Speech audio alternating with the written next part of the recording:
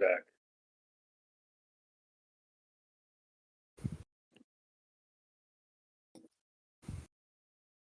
So how are we going to demonetize this stream?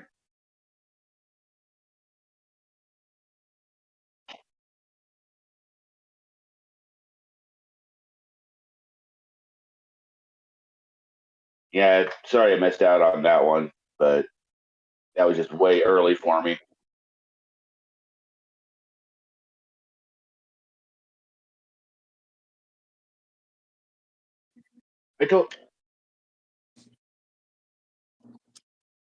I saw a couple of people saying they probably weren't going to make it. Who was it?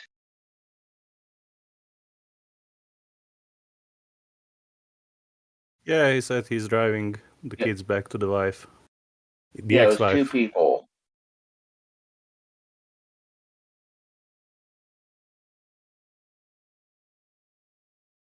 Mm-hmm.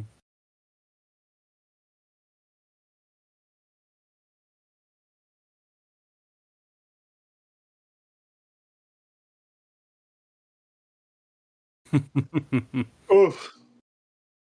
Yeah, that was You're just going something. straight to the deep end, huh?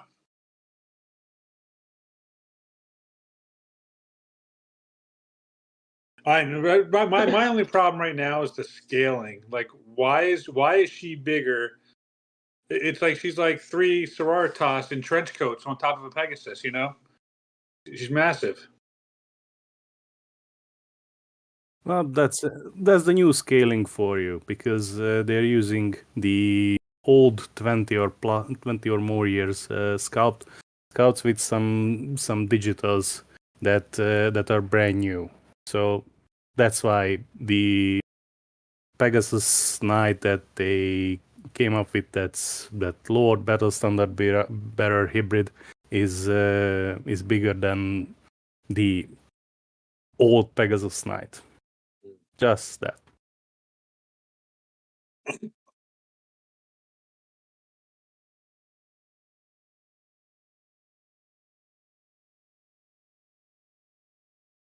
Yeah. I mean, listen, my rant is markedly different from last week, because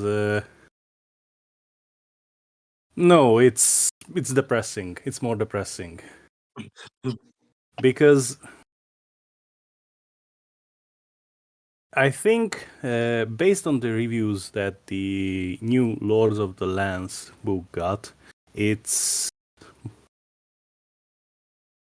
obvious that it's Warhammer Fantasy in name only. It's just a skin suit to invoke a sense of nostalgia in the older fan base, but it's aiming for a new one, the new modern audience that everybody is looking for, with the Marvel writing and the girl bosses and whatnot. It's not Warhammer Fantasy. Yay! So are you saying it's Warhammer Fan Transy? No, it's just a generic fantasy with some Warhammer for Warhammer splodged in for familiarity, but the essence is missing. You're all a bunch of liberals. Be quiet. I know you were waiting. I know you were waiting, you bastards.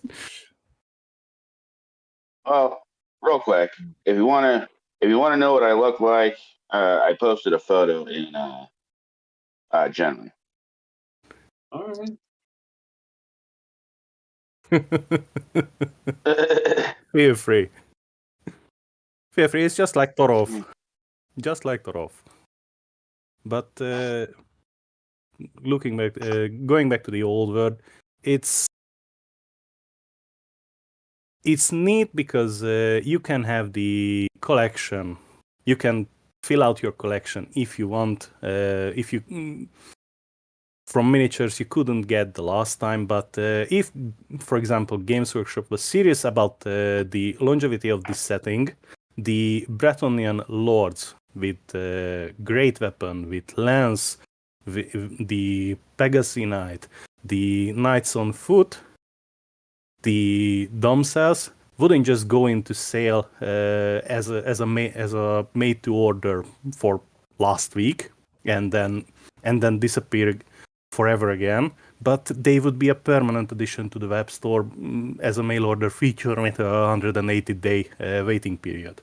For Metronoid, example. I do have to ask one question. Yeah.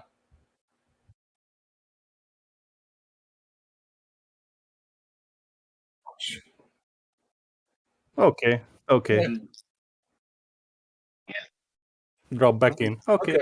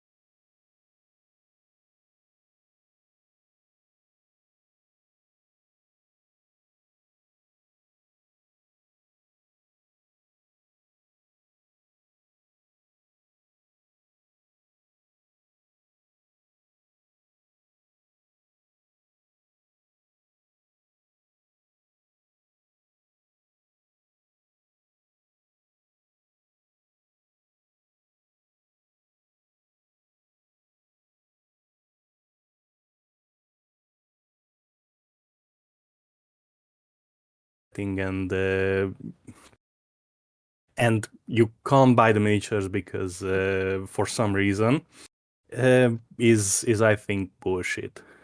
And this is why I think, and I make this to all the people who are watching and will be watching in the future. If you want the old rules, 7th or 8th edition rules, I have them. I have all the 7th and 8th and almost all of the 8th edition army books and some of the 6th that were in effect, so Wood Elf, Bretonia and such, Tom Kings. And if you want, just reach out, I can send it to you and you can play the proper Warhammer Fantasy.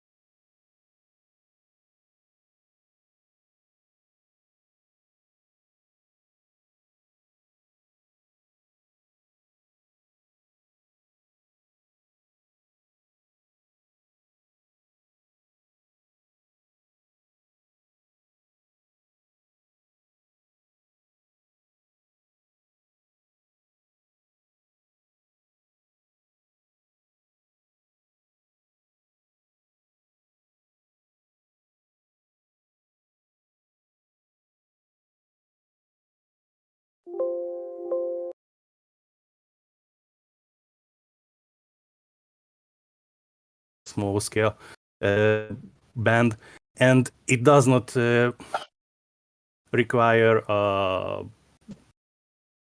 printed map. It's played on a tabletop between individual models. So I have the rules for that also. I am happy to send. Yes, we can hear you. Yes. I am happy to send all those rules also. So if you want to experience the Warhammer Fantasy that is Warhammer Fantasy and not just a skin suit, I have the information you need, and I am happy to send it your way.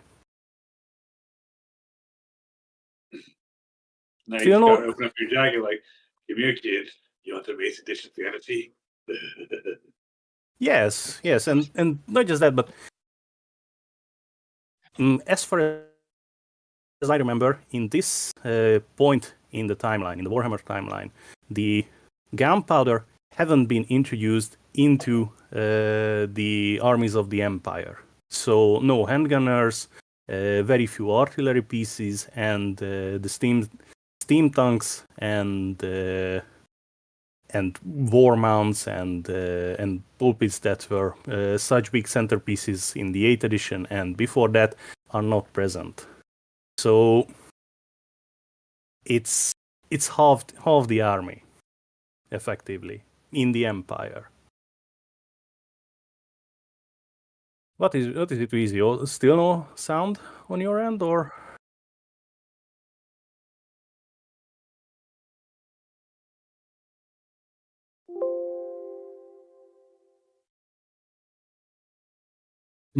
Are we in the wrong channel? Do we got to move channels?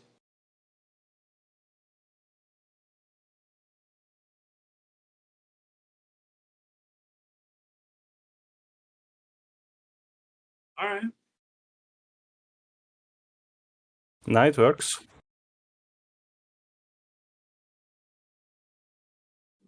Oh man, that's why we're waiting. Okay. I mean, we're kind of the stars. We're the breakaway stars, so I can get that.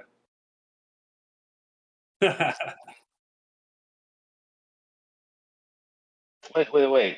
Is Wheezy talking? Easy who? Who's he? Who's he, Killer? He's the engineer, right? No, still no voice in. I just checked. No, I can see your mouth moving, but no sound is coming. So. Hey you.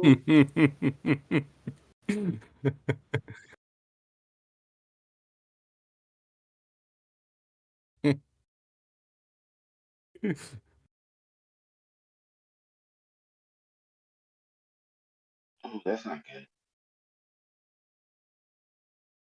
Okay, so while we're doing that, Metronoid, I do have to ask you one question. Yes, go ahead. Why do you hate Daredevil so much? I'm just looking. No, we can hear you. Yeah. We can hear you. Now I'm just looking at you on camera, and I'm like, now we know where you hid out, you bastard. Wilson Fisk, we know who you are now. We know where you are. This is my first thought. I was like, man, he's gonna go beat up Daredevil now. Well, good thing that I had the gut for that role. See, they should have got you. Oh no! Vincent D'Onofrio was great in the Netflix series, and fortunately, I haven't watched any Marvel, so that experience can't be tarnished by less stellar screenplays and director work. So I count myself fortunate in that regard.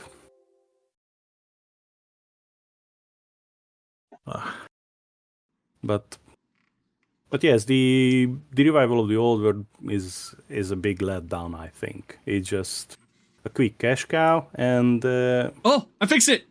you fixed it. I fixed it. Okay, the IT technician that gets Yeah, no the big shit. I'm bucks. sitting here fucking like, holy fuck. The IT guy unplugged it and plugged it back in. No, I don't know what happened between the last video that I made and today's stream to where all my settings for my Yeti were just like completely fucked up. Oh, I know what it is, and I know you'll know what this is, Wheezy. It's a PetCat error. Yeah. No, it Problem exists between chair and keyboard. Yeah, fuck off. Yeah, Shut up, liberal. fucking woke tard. Yeah. Yeah, no, if I had to go into the actual fucking properties of it, and instead of it actually displaying the Yeti, it was completely gibberish. So something happened with Streamlabs. I don't know what. But we're good. We're good now. I can see it. No. You went with Yeti. You should have went with Stanley.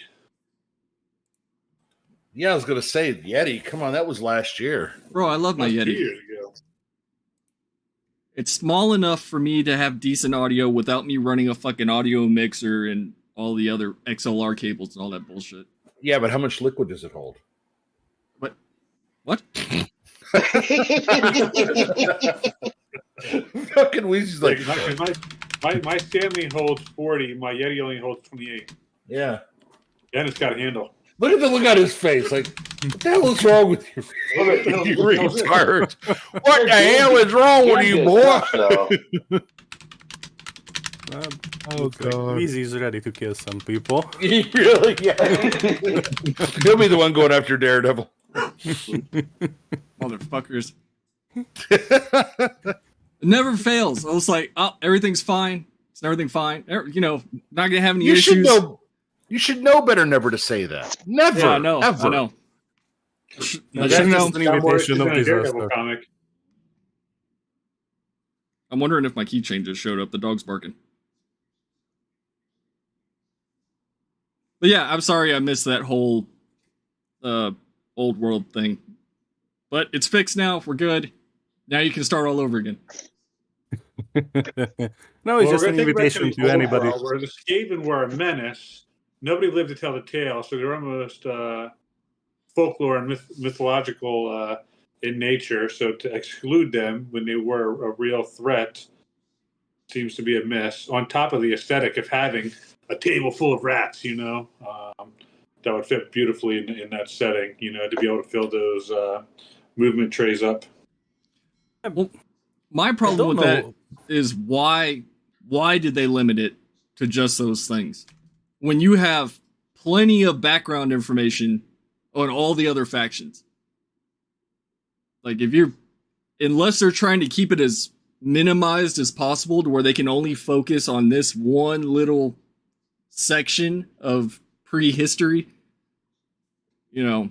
Well, I think, you know, truthfully, I think Skaven, I think I read somewhere that Skaven are about to get like some new kits in Age of Sigmar, and I can see not wanting to on that. Like yeah, kind of ruin the thunder of that, you know, let that come out. Maybe it'll be, you know, a year or two. But I think they're getting some like a little love in coming up. So but the Skaven, in all honesty, are clan rats. A shit ton of clan rat because they have strength in numbers. Mm-hmm. And yes, they have Clan Eshin, Clan Molder. They have Stormvermin, they have the Pledge Monks, they have the Screaming Bell, they have Doom Wheels and such. Assassins. But those were plastic kits. So much fun. Those were plastic kits that were available at the end of at 8th edition. Mm-hmm. And they were big and good kits. And I think they could have been easily reproduced on square basis, yes. And the other thing, the warlords, the assassins, the characters of the setting, they were mostly metal. And to introduce some of these characters as multi-part kits, so you can fashion an assassin that hides in the ranks of the clan rats, or you can fashion either a Beastmaster or Flesh Shaper or a Warlord. That's just money left on the table, because even if you introduce new kits for Skaven in Age of Sigmar, the old world does not need Age of Sigmar models. They need clan rats.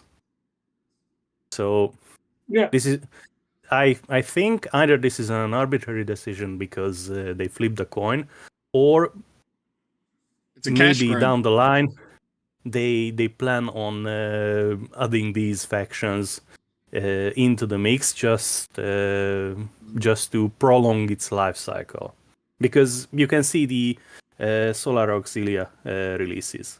They released the base so army box with the base rules, or sorry, released the Heresy the rules, and right now they previewed a heavy walker and a light walker that weren't in the rules, but will be in the next expansion. So it's just paywalling the rules for the models instead of going the way the industry goes, that the rules to play are freely available in an app, and if you want background information, then you can buy the background books and the campaign books and such.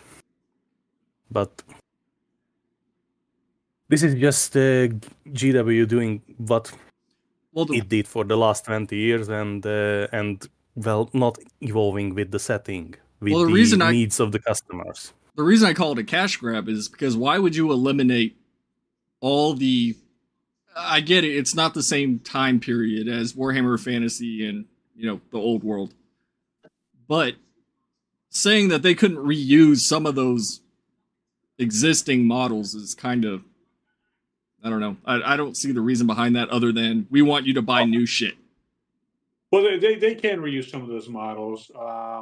But as I think somebody just made a video the other day of trying to rebase models from squares to from circles to squares, and they crowd out too easy. So I can see some of them, can't be used, but some of them, most of them, probably can. So you'd have to go faction by faction to figure it out. But I think, for me, if I were to take like the Soul Blade zombies, I think they're lateral enough, they don't hunt you over too far over the edges. I think they would work fine.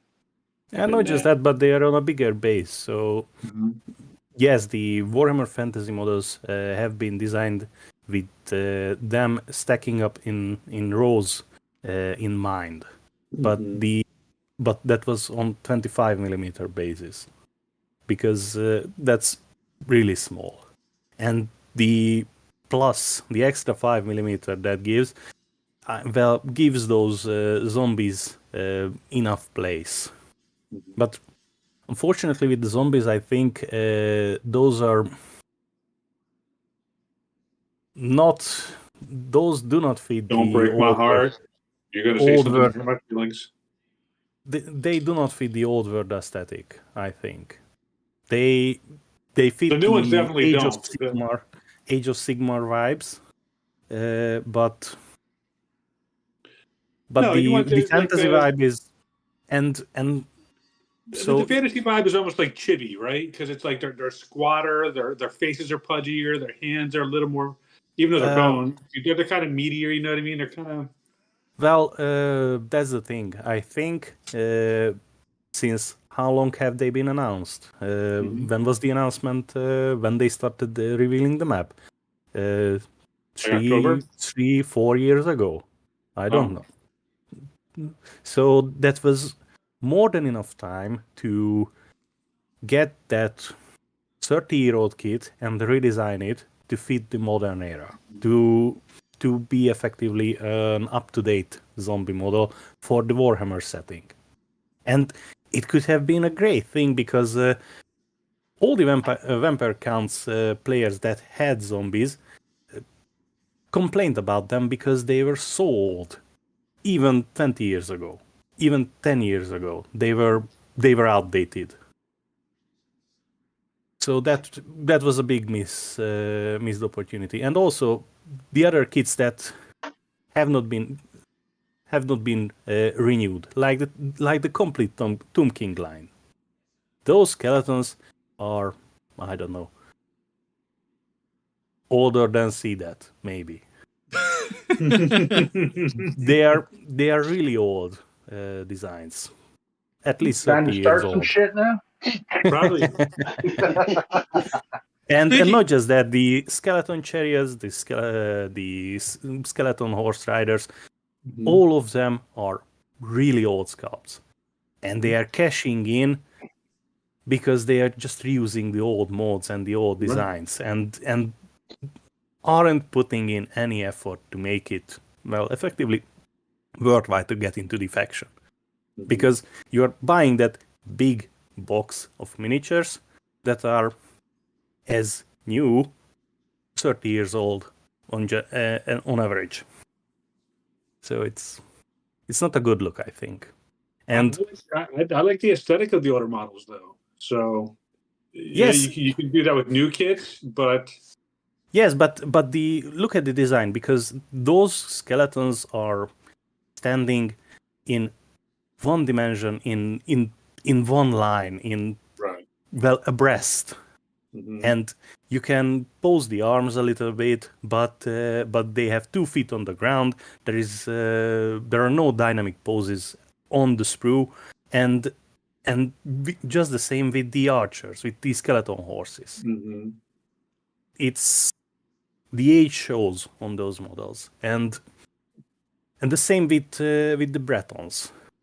The Knights of the Ram box have been released for the 6th edition redesign, and that's when the peasants, so the men-at-arms and the peasant archers have been designed as well.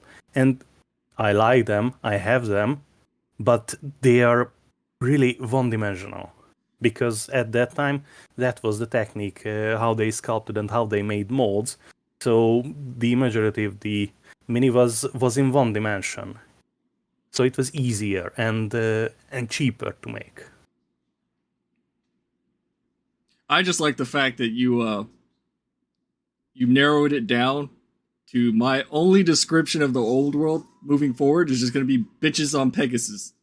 That's all I'm going to think of. Anytime I hear old world, that's it. That's all it is. I mean, I was going to ignore it. I was going to ignore it anyway, but now I can't because Pega bitches?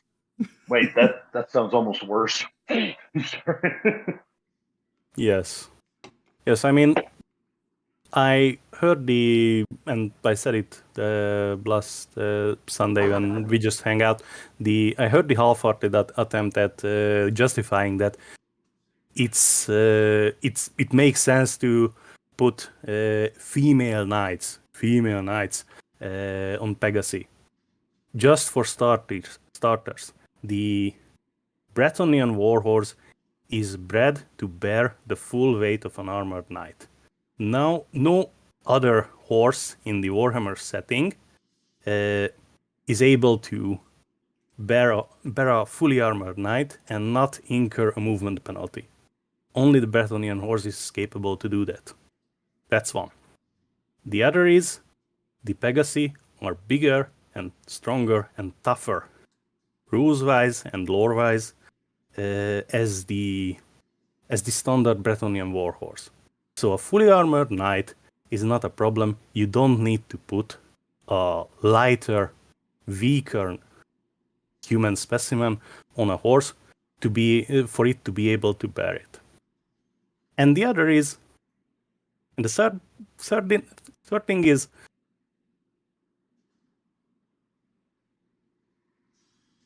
Pegasus Knight fighting with a bow and arrow. I feel like that's your biggest problem with it. Never mind the rest of it. I figured that it sounds like the bow and arrow portion of this is what has you. Listen, I want to hit Graham McNeil multiple times with a Breton army book. After said, I wrapped into said army book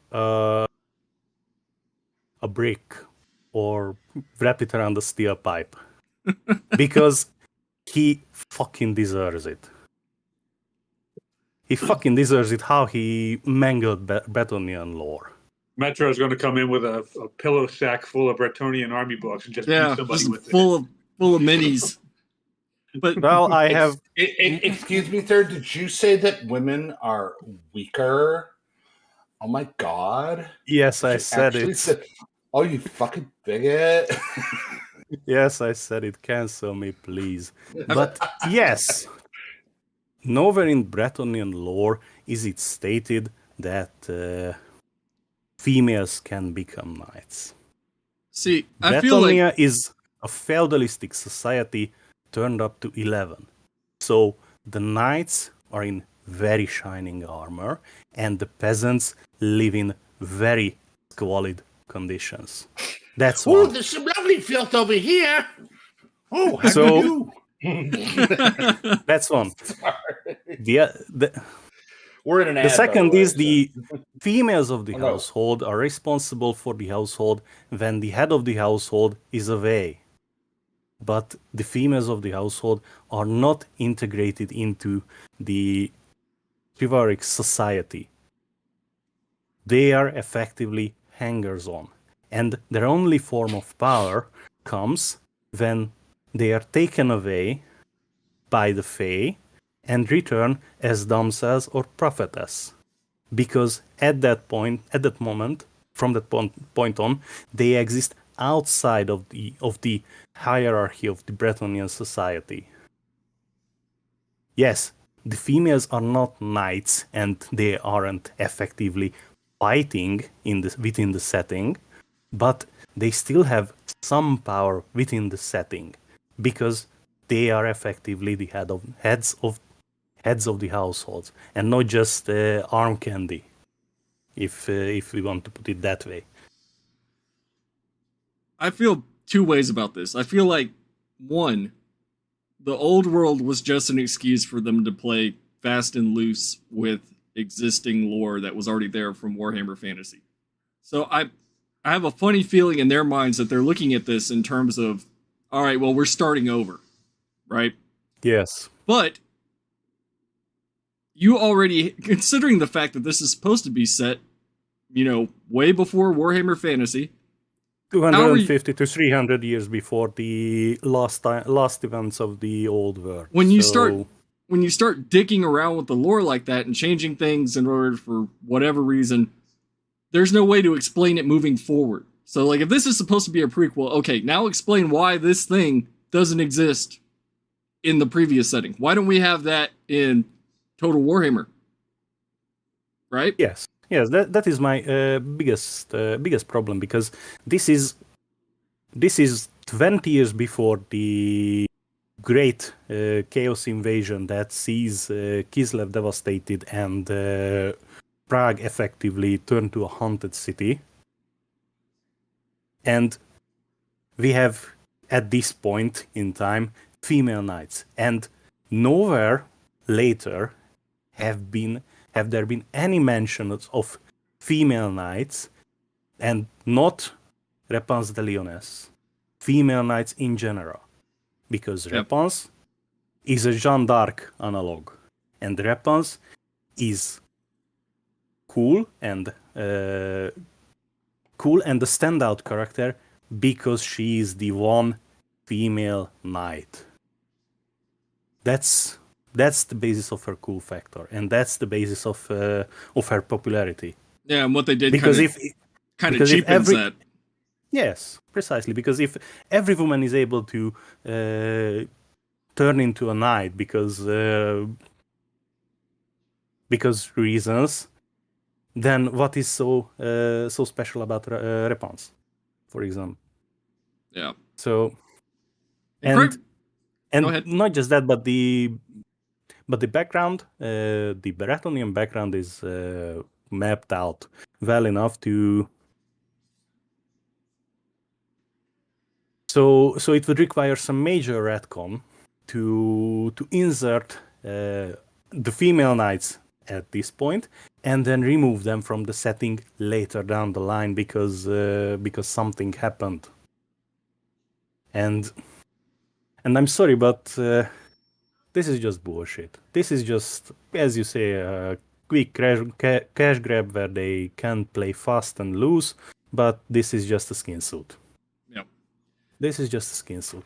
Correct me if I'm wrong, because you're more up to date on your old world Warhammer Fantasy lore. The first Chaos Invasion, that was Asvar Kol, right? Asarvar cool, yes. Yes. Okay, good. All right. I was just making sure I still remembered that. Well, not the first, but the first great major Chaos Invasion. Yeah, yes, Asarvar cool. Before Archeon. Okay, I still remember some shit about Warhammer Fantasy, thank God. Not that it matters anymore, but you know.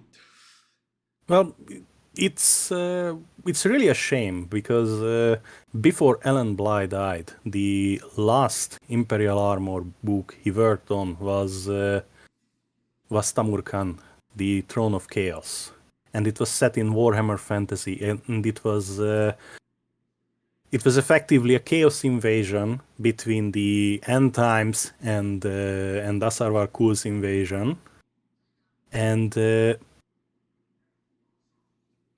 Forgeworth did some really great miniatures, like Elspeth von Draken on Carmine Dragon, or the aforementioned Tamurkhan on a Toad Dragon.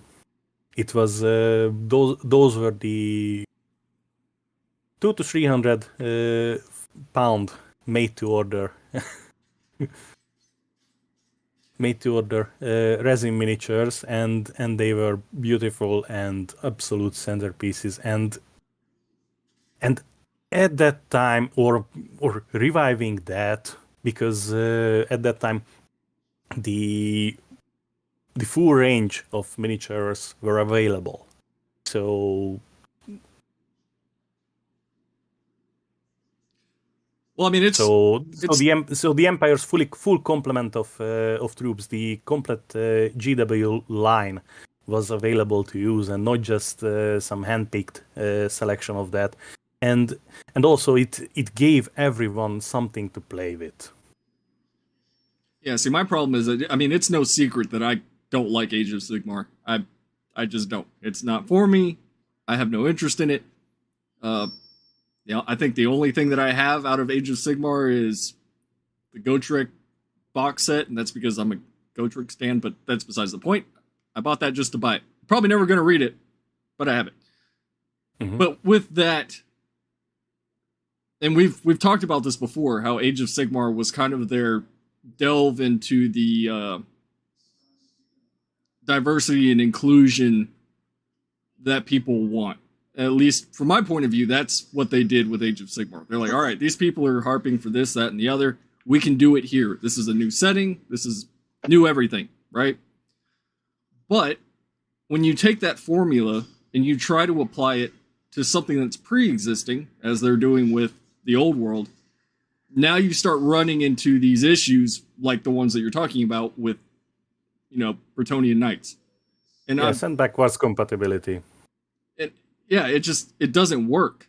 And that's what concerns me with, you know, the Horus Heresy being over with at this point, is moving forward, are they going to start trying to do that same shit with the next major storyline, you know, after the Horus Heresy, if they decide to go that route? As, you know, they're kind of doing that with the old world. If they go, all right, well, we finished the Horus Heresy, what's next? All right, well, now we're going to, and again, we've talked about this. Maybe they start on the Scouring, right? Yes. Are they going to start playing fast and loose with another series? You know what I mean? Well, it depends on, I think, where they pick up the story thread. What will be the next big thing for Black Library to publish? Because if they pick up the Scouring, it's a possibility that they will play fast and loose and try to get away with shit that previously had no place in the setting, but right now they can claim that we are going to shoehorn it in just because. Okay, I'm sorry. Go ahead. No. Oh, I was just going to say and again, you know me, I'm always going to up for a conspiracy theory.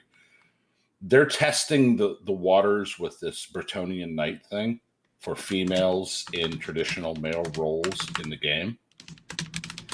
If they think it works, or they they just plan on they're going to shoehorn it in, like we've been saying. I do think they'll try to use call to make FSMs in 40K. If they think they can get away with it. If they think they can get away with it. Now, my understanding is the backlash has been a little harsh on the whole Bretonnia Knight thing. So, we'll see. Hey guys, I just have to step away. Tell me what you were saying about the Warhammer Fantasy Battles again. We were talking about. I'm kidding. Oh, thank God! I was like, I can narrow this down to a 30-second review, but go ahead. Do the abridged edition. Female Bretonnian Knights on Pegasus no exist, now exist, shouldn't exist. There we go. Yes, and not just that, but the deaf guy. Just imagine a medieval setting with someone who can't hear. Wait, that's a thing too? Yes. Yeah, score 1 for inclusion. There is a deaf character who has a special sign language he communicates with, and the other characters understand him. Oh. All right. In a medieval setting, in a grimdark medieval setting, but this is, admittedly, not grimdark. And not just that, but as I said, Bretonnia is a feudalist society turned up to 11. And the female knights, as I heard from the reviews, constantly talk down on the society they are a part of. That why leave the peasants in so squalid condition, and why is there such a big divide between the nobility and the common folk? And there is something that I think there is something for which Graham McNeil also deserves some head pat with some lead pipe. Is in the book he states that poachers and such criminal characters are taken into the men-at-arms. Just so, to put it lightly, this is such a big fucking bullshit. Here's my problem. Sorry to interrupt. No, go ahead. Just don't forget your thought. Men-at-arms are selected from the strongest able-bodied presence within the Knight's Land. From within the Knight's Land.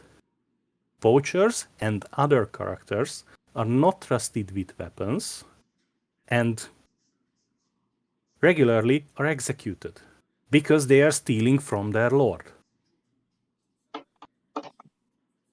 Let that sink in. Graham McNeil thinks that a knight would give weapons to those who would steal from him or who would commit brigandry on his land, against his subject, against those under his protection. Graham McNeil deserves head pats with a lead pipe. And even if they did do that, it would be, okay, you just get a spear and you're on the very front of the formation. Yeah, I mean, cannon basically fodder. guaranteeing them to get killed. You're like a penitent at that point. Yes, but these are not penitents, these are regular men-at-arms. Right. But I'm saying if they demand or you need to arm them, it's like, okay, but you ain't coming back. Yes, but this again goes against established lore, where the peasants are the strongest able-bodied peasants from the peasantry. And it is a great honor for a peasant family to have a son selected into the Lord's men-at-arms. So square this with, okay, we just caught this poacher on the land. Let's press gang him into the men-at-arms. Okay, you guys ready for my rant? Yeah, go ahead. So, you all know I'm not basically everybody knows this, that I'm not a hardcore right winger, and I'm not a hardcore left winger. I'm perfectly happy being in the middle. What I'm noticing, we all know that a lot of these Black Library authors are capable of writing good books, right? We all know that they're capable of keeping up with the established lore and running with it and putting out something decent. But I am noticing that there is a markedly noticeable increase with people like Graham McNeil, Gav Thorpe, all these guys that decided all of a sudden that they wanted to hop on the pronoun bandwagon. It's like a concerted effort. It's like, just because you have your beliefs in something and you support a cause, you know, it's that whole separating the art from the artist thing. It's not doing them any favors. I'm going to say this. And I just had to go look at Graham McNeil's, and I was like, of course. It's like, it's, you know. Scotsman in LA. Yeah. Yes. It's. But they have proven that they can write good material, but they're more concerned about how they can, you know, I guess, as you put it, score points or head pats from whatever side they're on, for lack of a better term, to where it's affecting the writing. Because now you're not looking at it from a stance of, okay, I'm going to write a good book because I know the source material, I'm going to do this, that, and the other. No, it's how can I change it so that people notice and go, oh, look, see, he did this. You don't have to do that. Just look at what kind of writers they are hiring. Mark Collins, with his performative activism in every book he wrote or he writes, because there has to be either some pronoun shit or a lesbian couple with a cloned child like in Alpharius, or something, or a tech priest with neo pronouns or something like that. And I'm not even saying that you can't be inclusive in your material, but don't shoehorn shit in there just to score points. You know what I mean? I have a theory on that, but that is getting way into socio-political shit and will be really off subject. I'll just say, kind of touching back on something you said a couple minutes ago, you know, separating the art from the artist needs to do that too. Yeah, exactly. Like, there are plenty of Graham McNeil books that I like. There are several Gav Thorpe books that I like. But, you know, the writing is going visibly downhill because they're trying to include that, you know, the DEI stuff that isn't necessary. It's, I mean, Graham McNeil. Again, you can still be inclusive without shoehorning shit in. Listen, Graham McNeil, Sigmar. It's a 3-book series about the birth of the Empire. And in this book, and in these books, within the tribes that make up the Empire, after Sigmar unifies them, and before, there are tribes where there are warrior women. And they have their place there. Not as placeholders and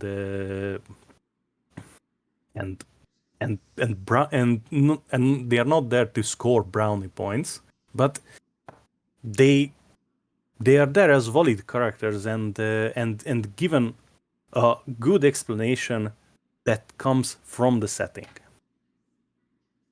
and it works. But putting bitches on Pegasi because they are lighter and the Pegasi can bear them, that's bullshit. Well, it's that. I mean, Pegasus is a magical creature. It can carry any weight that we want it to because it's a fantasy creature. I see what you're doing.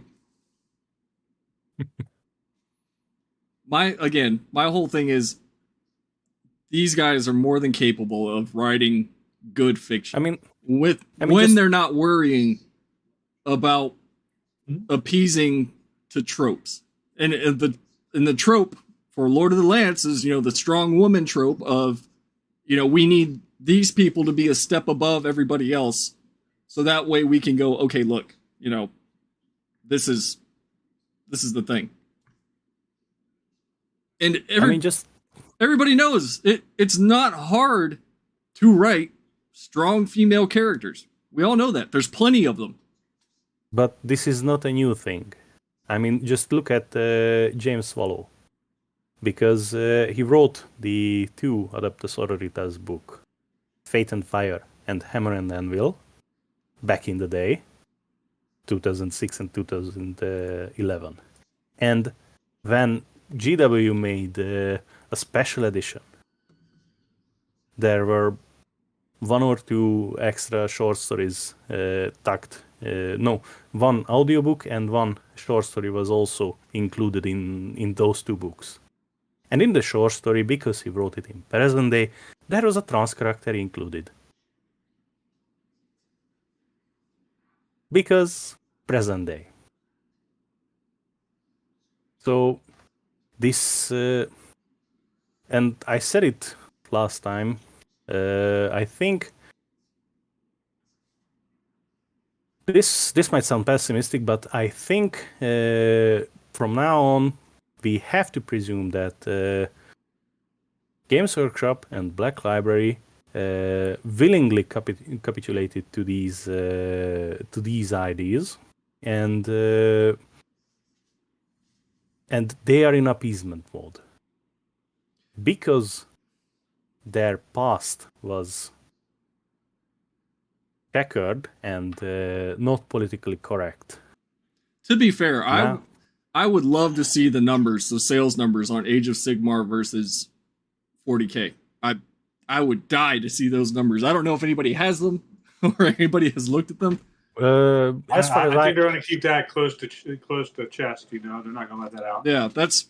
I haven't seen those numbers. I would love to see those numbers. As far as I remember, I haven't seen numbers, but I heard rumblings. The problem with Warhammer Fantasy was that it became too reliant on big existing armies within the player base, and the price of entry was so high that it was prohibitive for new players, and at the end, Warhammer Fantasy was the third popular game regarding sales after Warhammer and Lord of the Rings. And that's why they killed it instead of reforming it or something like that. Not a content problem, They could have fixed that with more skirmish type games, limited point games. Yes, they could have, but but we are talking about Games Workshop, because I remember when the Dark Elder came out in 3rd edition, they had their 3rd edition miniatures, and when the upgrades and the new kits started coming out for Marines, for Tau and other factions. Oh, no, not Tau. Space Wolves and the other Marine factions. It was always the response to why there are no new sculpts for the clearly aged Dark Eldar miniatures was always there are no sales to justify the investment. And this was the catch-22. That no sales to justify the investment, but no sales because the minis are not there as the other factions, and no player base to speak of. And Games Workshop, in my opinion, was always bound by the biggest return on investment in a shortest amount of time. you know, that argument about that it's too high of a price of entry. I mean, in theory, you could say that of any, tabletop game. I mean, if there's an existing player base that already has a 500,000 point army, Mhm. that's never not going to be a thing. But Yes, but I think fantasy was too big in that regard because at that time there were in Warhammer there were battle forces that effectively in one box for a very reasonable price you got a starter army, you got a high HQ choice, 2 troops and either transport or some extra, either elites or heavy support or fast attack, something like that. And these were very affordable. And in Warhammer Fantasy, what you got in for example, Breton Battle Force, because I know I bought multiple. You got a unit of Knight of the Realm, that's 8 Knight. You got some Men-at-Arms, I think 24, and you got some Peasant Bowmen. I think that was 16, and Pegasus Knight. And these gave you fuck all in fantasy.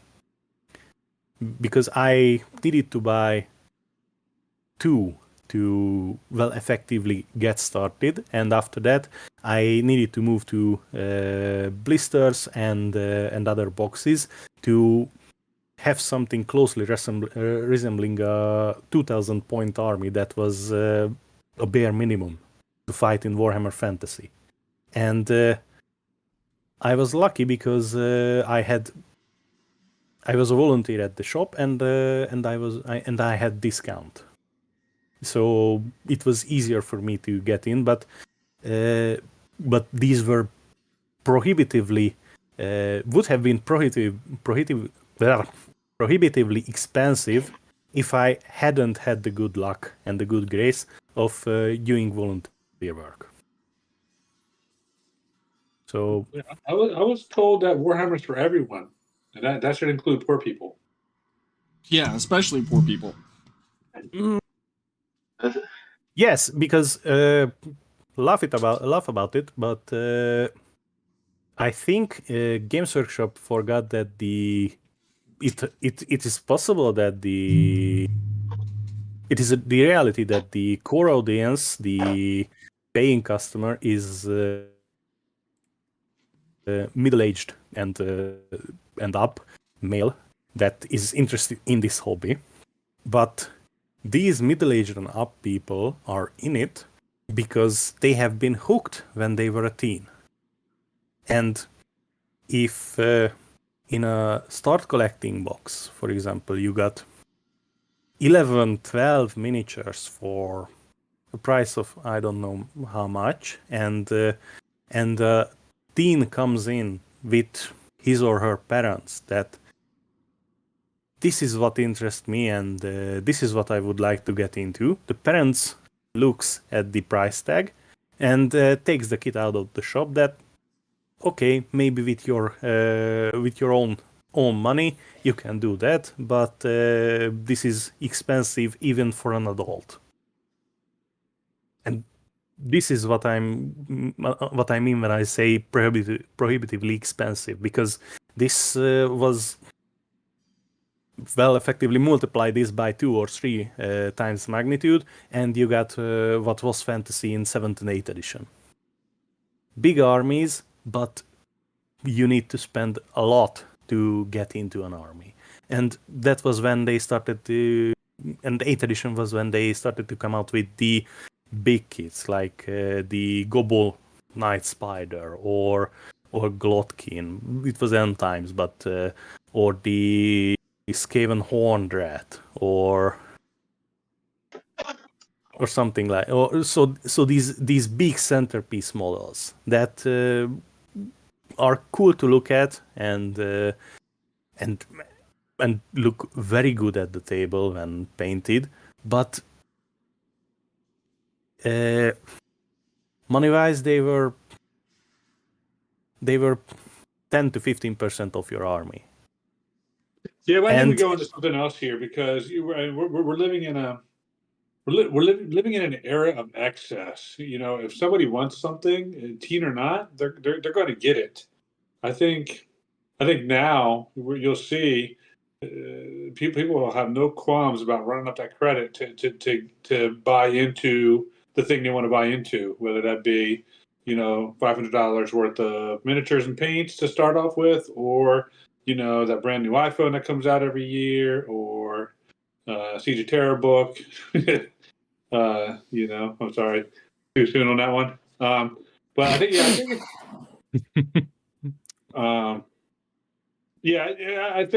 I think now between now and 20 years ago, 30 years ago, when we were more pragmatic, you know,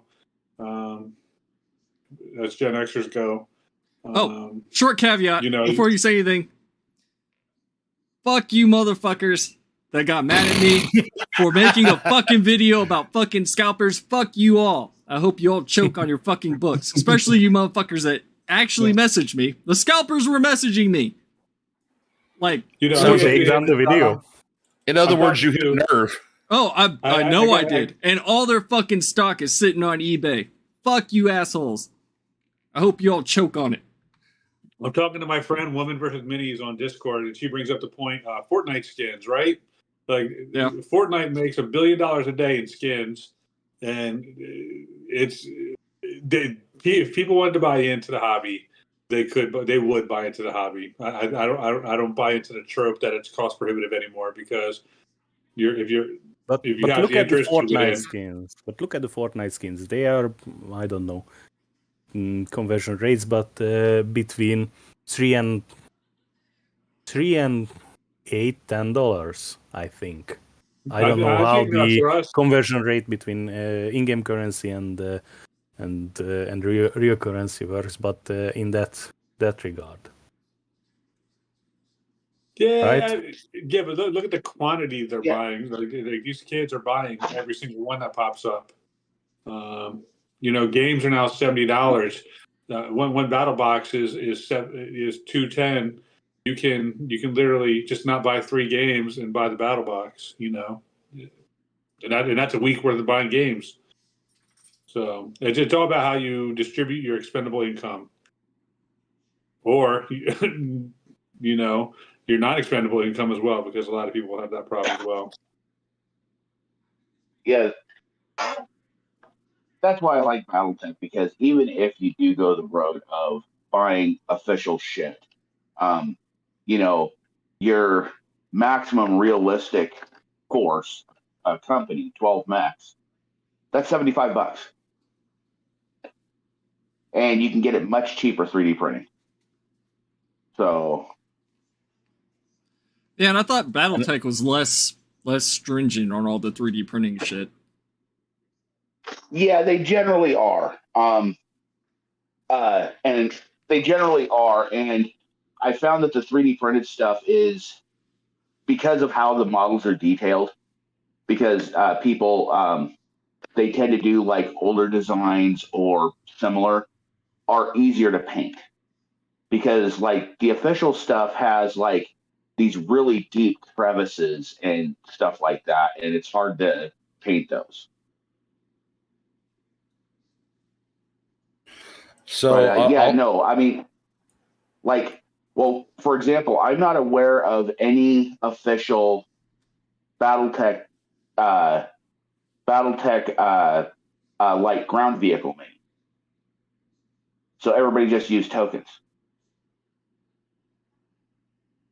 Well, you don't got to bring race into this. Well, I even have to pitch in for, as much as I hate to say it, D&D, and people are going to be like, "Arr!" But if you go the digital route, right now I'm running a campaign of I literally called the campaign Frickin' Noobs, of all new players. Now, I waited, and at Christmas 2-3 years ago, I bought like basically the complete pack. It cost me $375. I got all the digital books for 5th edition that I would ever need. I think I added 2 more on, so let's peg it at 450. No, four. You know, let's just say 400 even. But that's it. I'm done. I don't have to buy anything again. It's yeah, and I mean, you know, I mean, and you know, with BattleTech, you know, I was gifted the newest edition base box for Christmas, and it comes with you know, 8 minis, and that's actually a really well rounded force, and you actually don't need to play with anything else unless you Right. want to. Yeah, and then, like I said, my players gifted me the module, so we're playing for a grand total investment at this stage of about $5 a person. I maintain a subscription, but it's like $5 a month. That's extortion. Yeah, I know, right? And for that, I get to because once I have the subscription, I can share my books with all of my players. They don't have to have a sub. I can share it with up to, I think, 10 or 11 people in a campaign. And with the right add-ons to your browser, you can link it to Roll20 and play with D&D Beyond. Link it to Roll20, roll on one, and it appears on the other. Same with the maps and everything else. So, you know, the model is possible and workable. Now, for all the financial problems that Wizards is having, that's their own fault. You know, forgive me. They've shot themselves in the forehead on that one. So I can't really simp for that. Aren't they in the process of getting bought out? That's just the video game rights. Oh. Tencent is looking to acquire the video game rights because they have a 20% investment in Larian that made BG3, which of course was the top selling. Was that, or it was Hogwarts, the top selling game of the year? Legacy. Made, you know, a Brazil. Well, of course, BG3 came out years ago as a beta, so their money's been stretched over time. But still, I'm sure they doesn't Tencent own a bunch of Fortnite stock as well? Yes. So they have their fingers in almost everything. If you can name it, they probably have their fingers in it. Mm-hmm. So, you know, they're looking to capitalize on the success of D&D going forward, plus with 6th edition coming out, which I may or may not even bother with. They're definitely trying to cash in, but we all know Tencent and what they will probably do. So I'm not exactly holding my breath on that one. But yeah, there is a model out there, and I do think eventually 3D printing is going to, if Games Workshop doesn't pivot to worrying more about rule books, they're going to get buried under the 3D printing waves. Oh yeah, sounds like they already are. Yeah, to be honest, I think probably the best business decision that they made, and it was a move in the right direction, but it wasn't far enough, was having the core 10th edition rule books be free. Yeah. And, you know, and that what that did was it lowered the financial barrier for entry, that's the big thing Games Workshop needs to do. That is like the number one thing that could make them absolutely dominant worldwide over everything else, is lower the financial barrier for entry. Well, isn't that what they were trying to do with like the kill teams? Because the kill teams are what, like $40? No, okay, but it's just a unit. And the new Phobos Strike Force for the Space Marine Scouts is $70 for just that kit. You can buy the Salvation box. Yeah, you can buy the Salvation box for $130, which gives you some of the terrain. It gives you the Striking Scorpions kill team, but you can buy the Striking Scorpion team on eBay for $25. People do not want those models.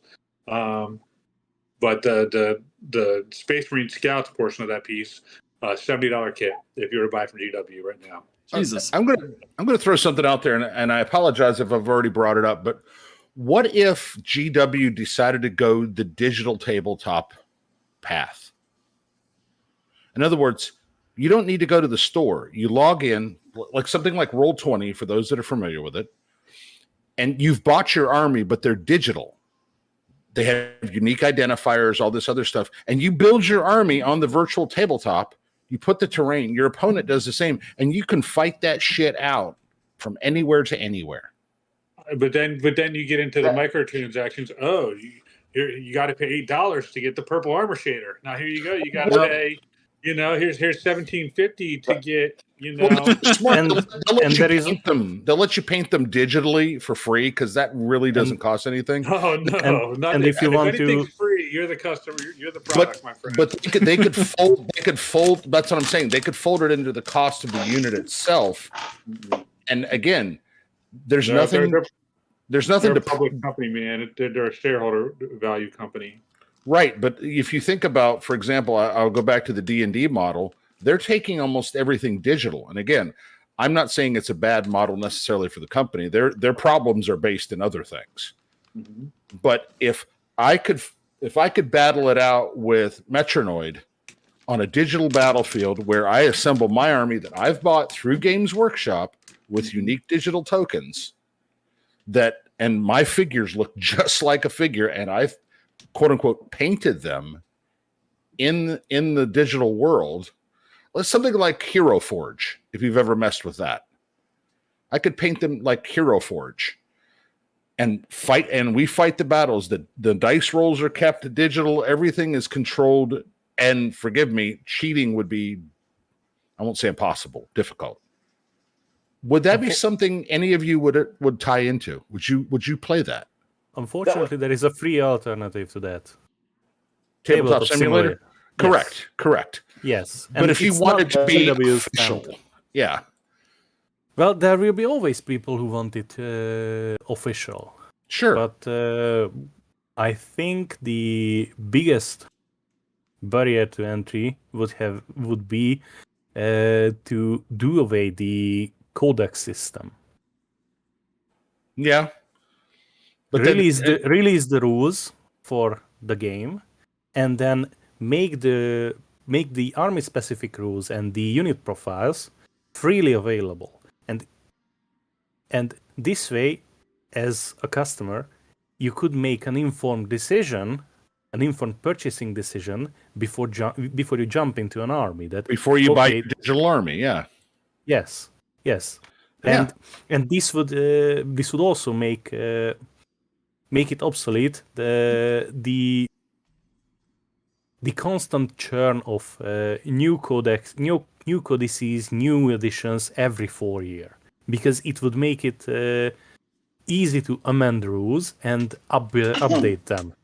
Just look at the Leagues of Wotan release. They got nerfed before they got released because the rules leaked and they were so broken that they were banned from tournaments. Would you play that, Metronoid? The thing I outlined, the digital battlefield? Would you buy and play on that? Depends on the cost. Absolutely depends on the cost, because let's say 60% current model price. So, for example, I was going to buy a Sisters of Battle, the I forget what they're called. Basically, the sister wannabes. They've got the novitiate. The novitiates. It was $50 for 11 models. Let's just say that's $35 for 11 digital models. Would you buy something like that? No. Would you want to use it to? Okay, there's a vote for no. It depends on what is the utility of the app, because if I can customize the models as I want it, not just paint wise, but loadout wise. You'll be able to build the army any way you want. So when you buy all available options for those models, contingent upon the codex they have at the time. So I was just wondering if that's something they'd ever look at. In this case, I think I might think about it, but I need very big guarantees that they aren't just going to scuttle the system and do away with the digital purchases. And that's at the whim. That's the biggest concern, or invalidate. In other words, when they get from, let's just say they did this 11th edition, when they go to 12, they don't take all that away from you. It's yours. It's yours in perpetuity, even to the point of downloading them if you wanted to in digital format. So, And for example, if digital format, you mean STL files that could be printed? Well, I don't know enough about that to steer it in that direction, because but I don't see if they've already got the files, if they've already created the digital file, how hard it would be to make something that's 3D printable. Because if that's a possible utility, the $35 that you said is somewhat reasonable. But then again, we are talking about really inflated prices when it comes to GW kits. Oh, of course. That's why I said 60% of current model price. Mm-hmm. Yes, and that is reasonable. I might try it if the stars align, but Sure. But it's not a certainty. Yeah, and see, I wonder how younger players would feel about this. The ones that have just come in the past couple of years that are maybe more comfortable playing on a digital tabletop than us. It was just popped in my head. So, or you got people like me. We're the only person in my area that play that has anything 40K. Or I should say the nearest person lives an hour away.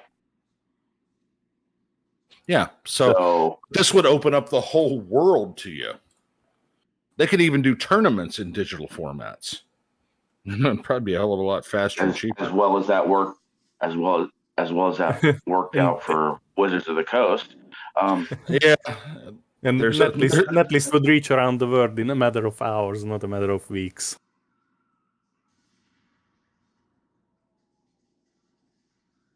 Yeah. Now you got microtransaction for colors. You're gonna have microtransactions for skill effects. I'm not saying that. I'm not saying that when you buy the model. Okay, let me before it turns into a joke. I'm serious.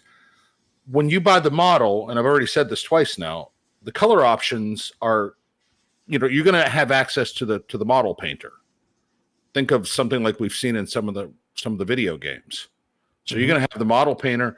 You're going to have the conceivable weapons loadouts where you could just basically click, and you're going to click, okay, right hand, and you click through the menu. I want a shield. Okay, left hand, I can have a rubber donut, in your left hand, whatever the case may be. And then, like I said, coloring, if you want to do custom painting, that might involve like dipping deeper in, or if you have a custom chapter, maybe then there might be some, to create a custom chapter, you're going to pay additional. But I'm not saying nickel and dime. If they're smart, it wouldn't be a nickel and dime you to death thing. It would be, here's the mount. Because again, once they don't have to make a model. They don't have to ship. They don't have to box. I hate to say it. The Warhammer stores would probably start to fade away very quickly.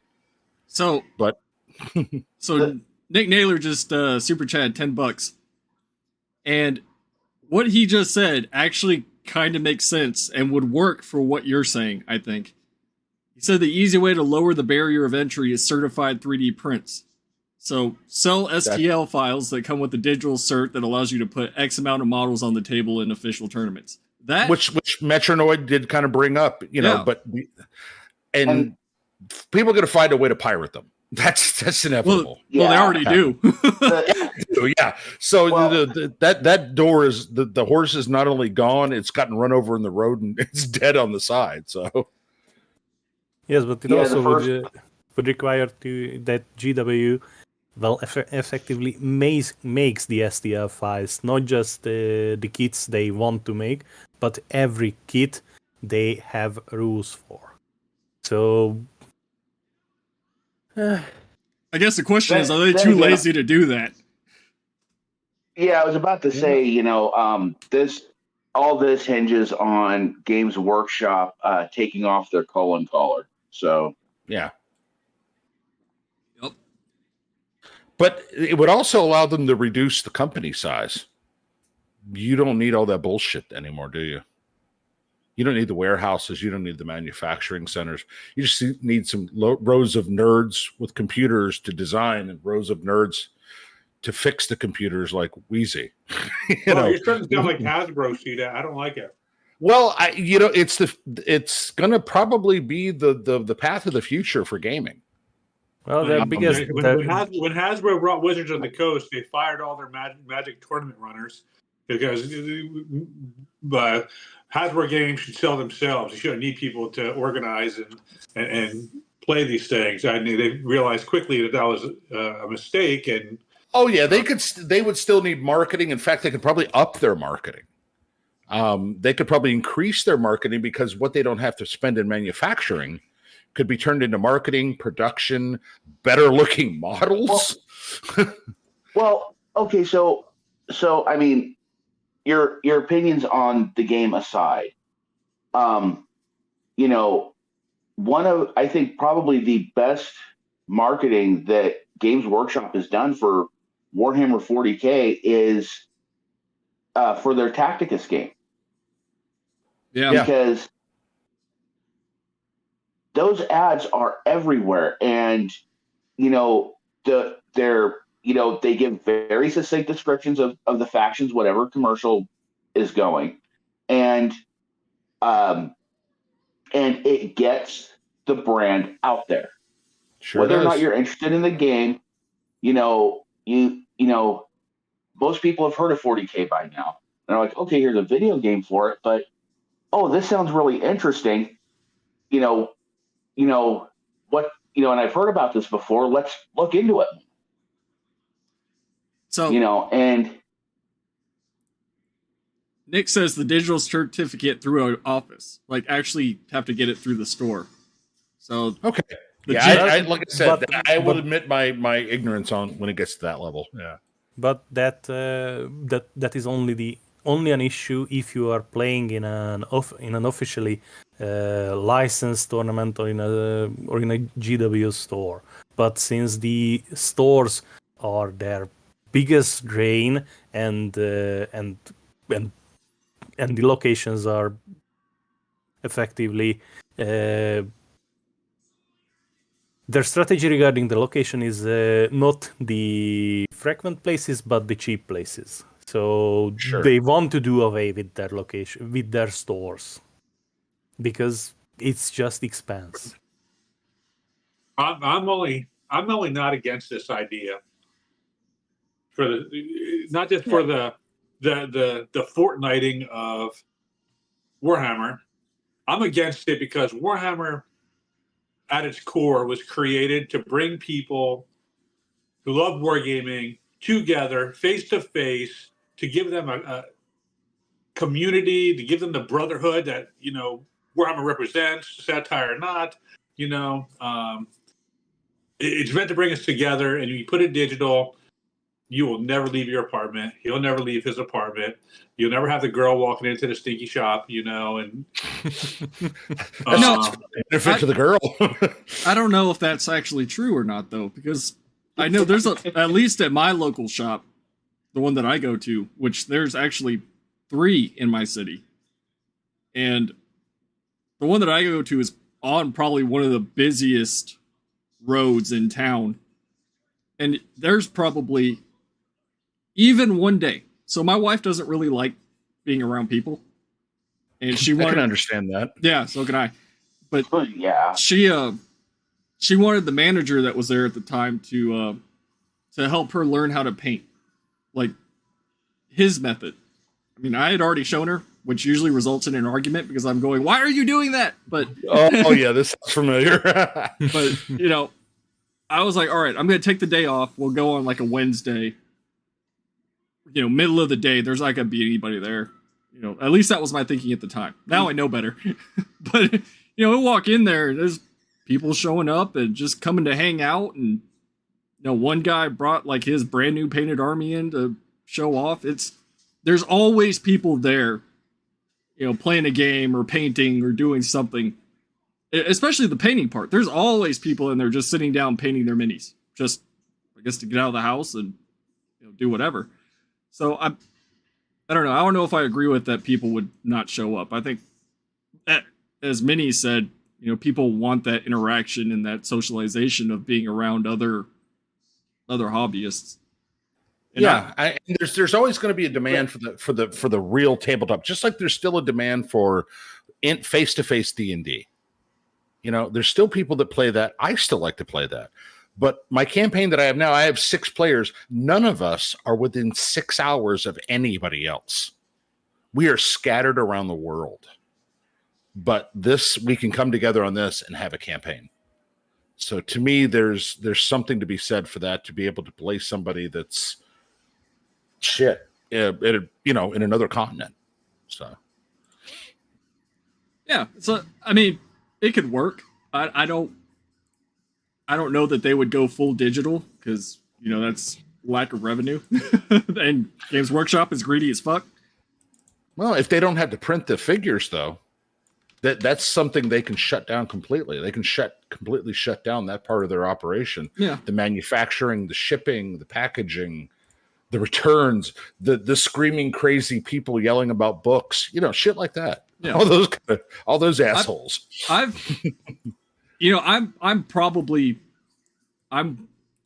despite what people think, I am not that social when I'm around people.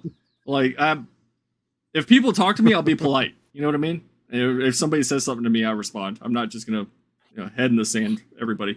But yeah, I have to be social, unfortunately. I don't go out of my way to be social. And I've even gone in there and had people, when was it? The last time I went in there, I was trying to get those stupid blind bag pins. And I bought the rest of the box because, I pretty much bought that entire box from them.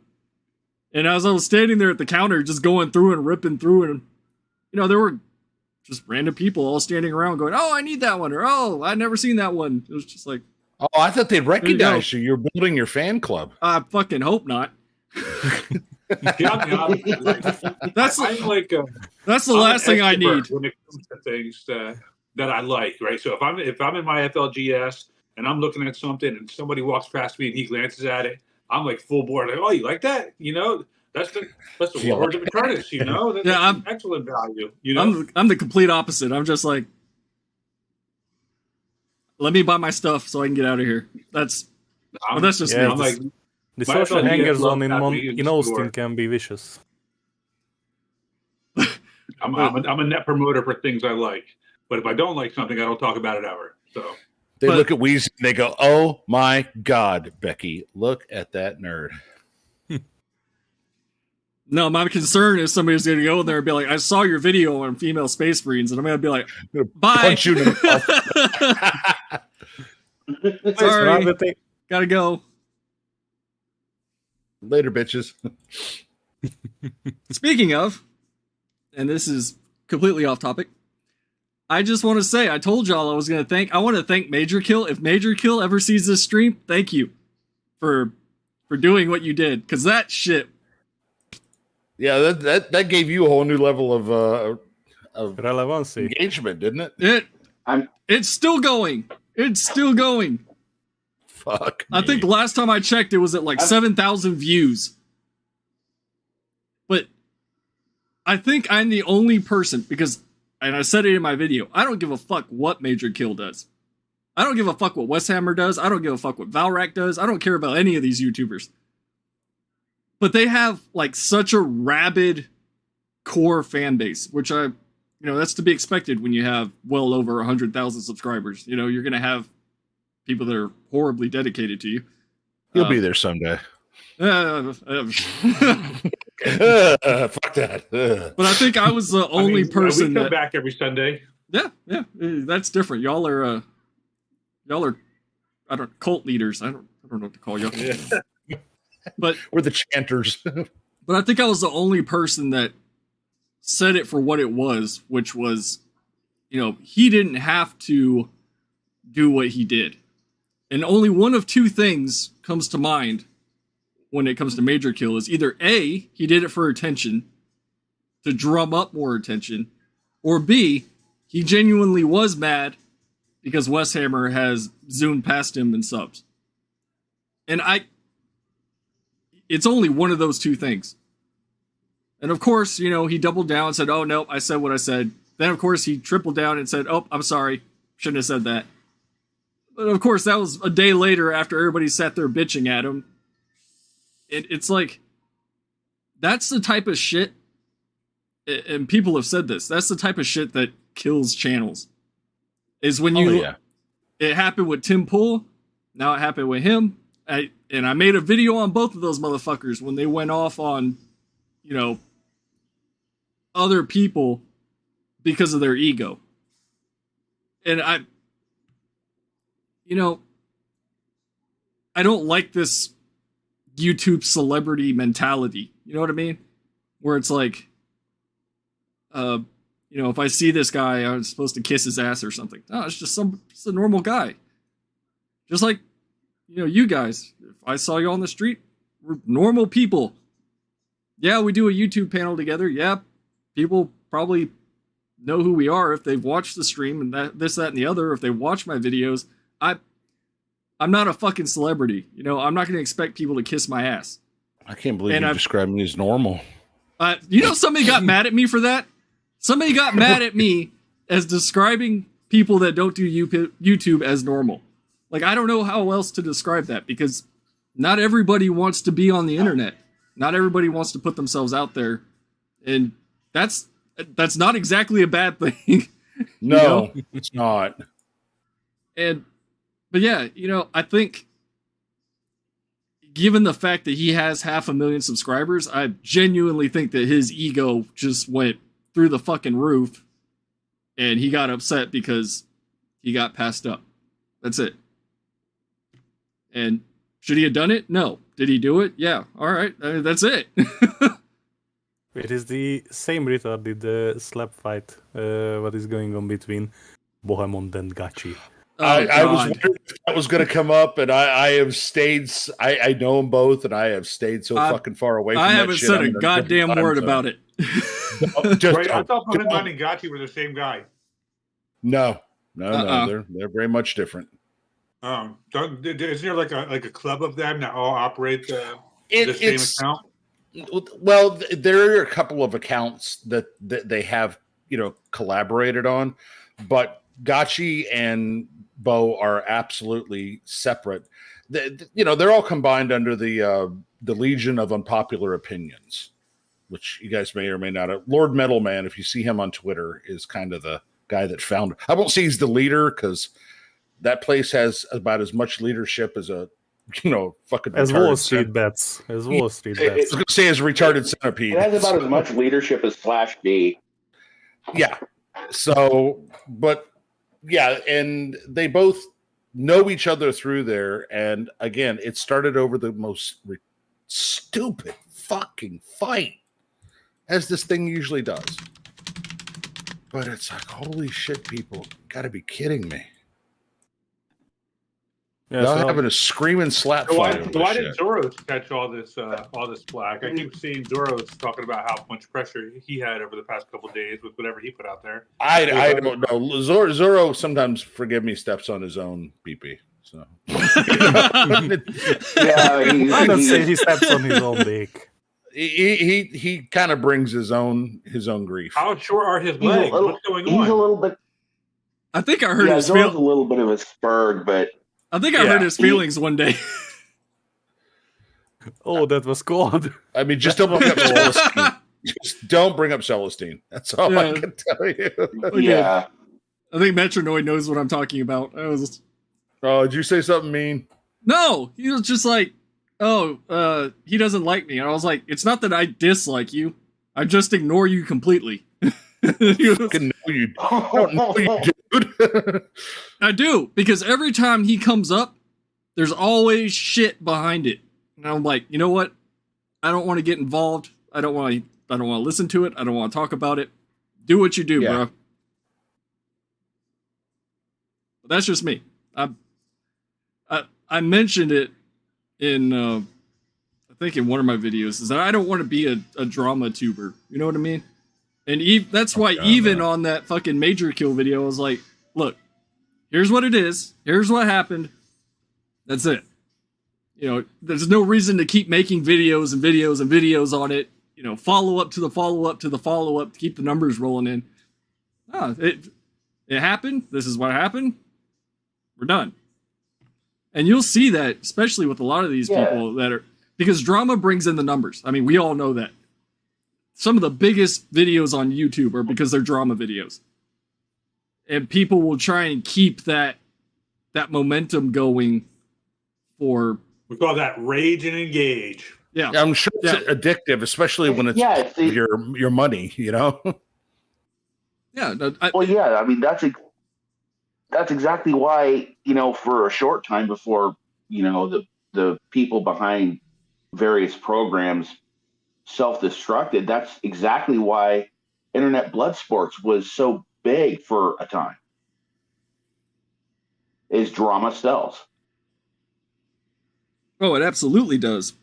But it also gets old fast because, and I hate to say it, there's a lot of guys that I watch just to kind of keep up with internet drama type shit. And then at one point you just run out of stuff to talk about. So they're constantly looking for that next little thing that could possibly blow up. You know what I mean? I don't know if he still does it, but Jeremy at the Quartering. Oh, dude.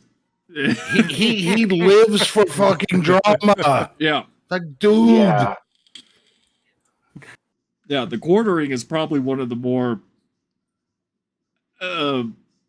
obvious ones. One of the more obvious channels where he's, you know, they'll sit and they'll pick every little thing. Oh, new thing. Oh, new thing. And 9 times out of 10, it's a nothing burger. You know what I mean? Yeah.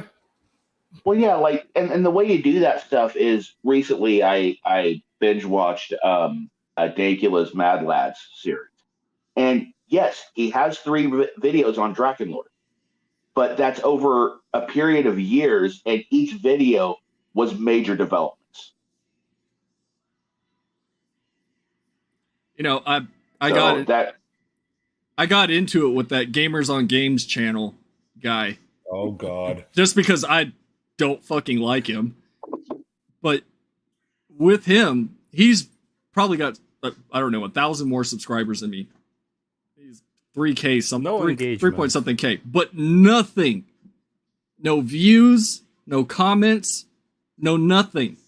Unless he is specifically talking about hardcore left talking points. That's the only time. And it's like, what? I see that you want to be a hobby channel. Be a fucking hobby channel. Talk about shit that you want to talk about that people are interested in because it's there.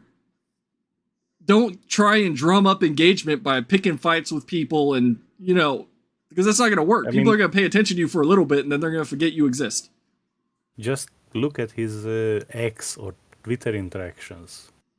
He gets, well, no interactions unless somebody pays attention to him.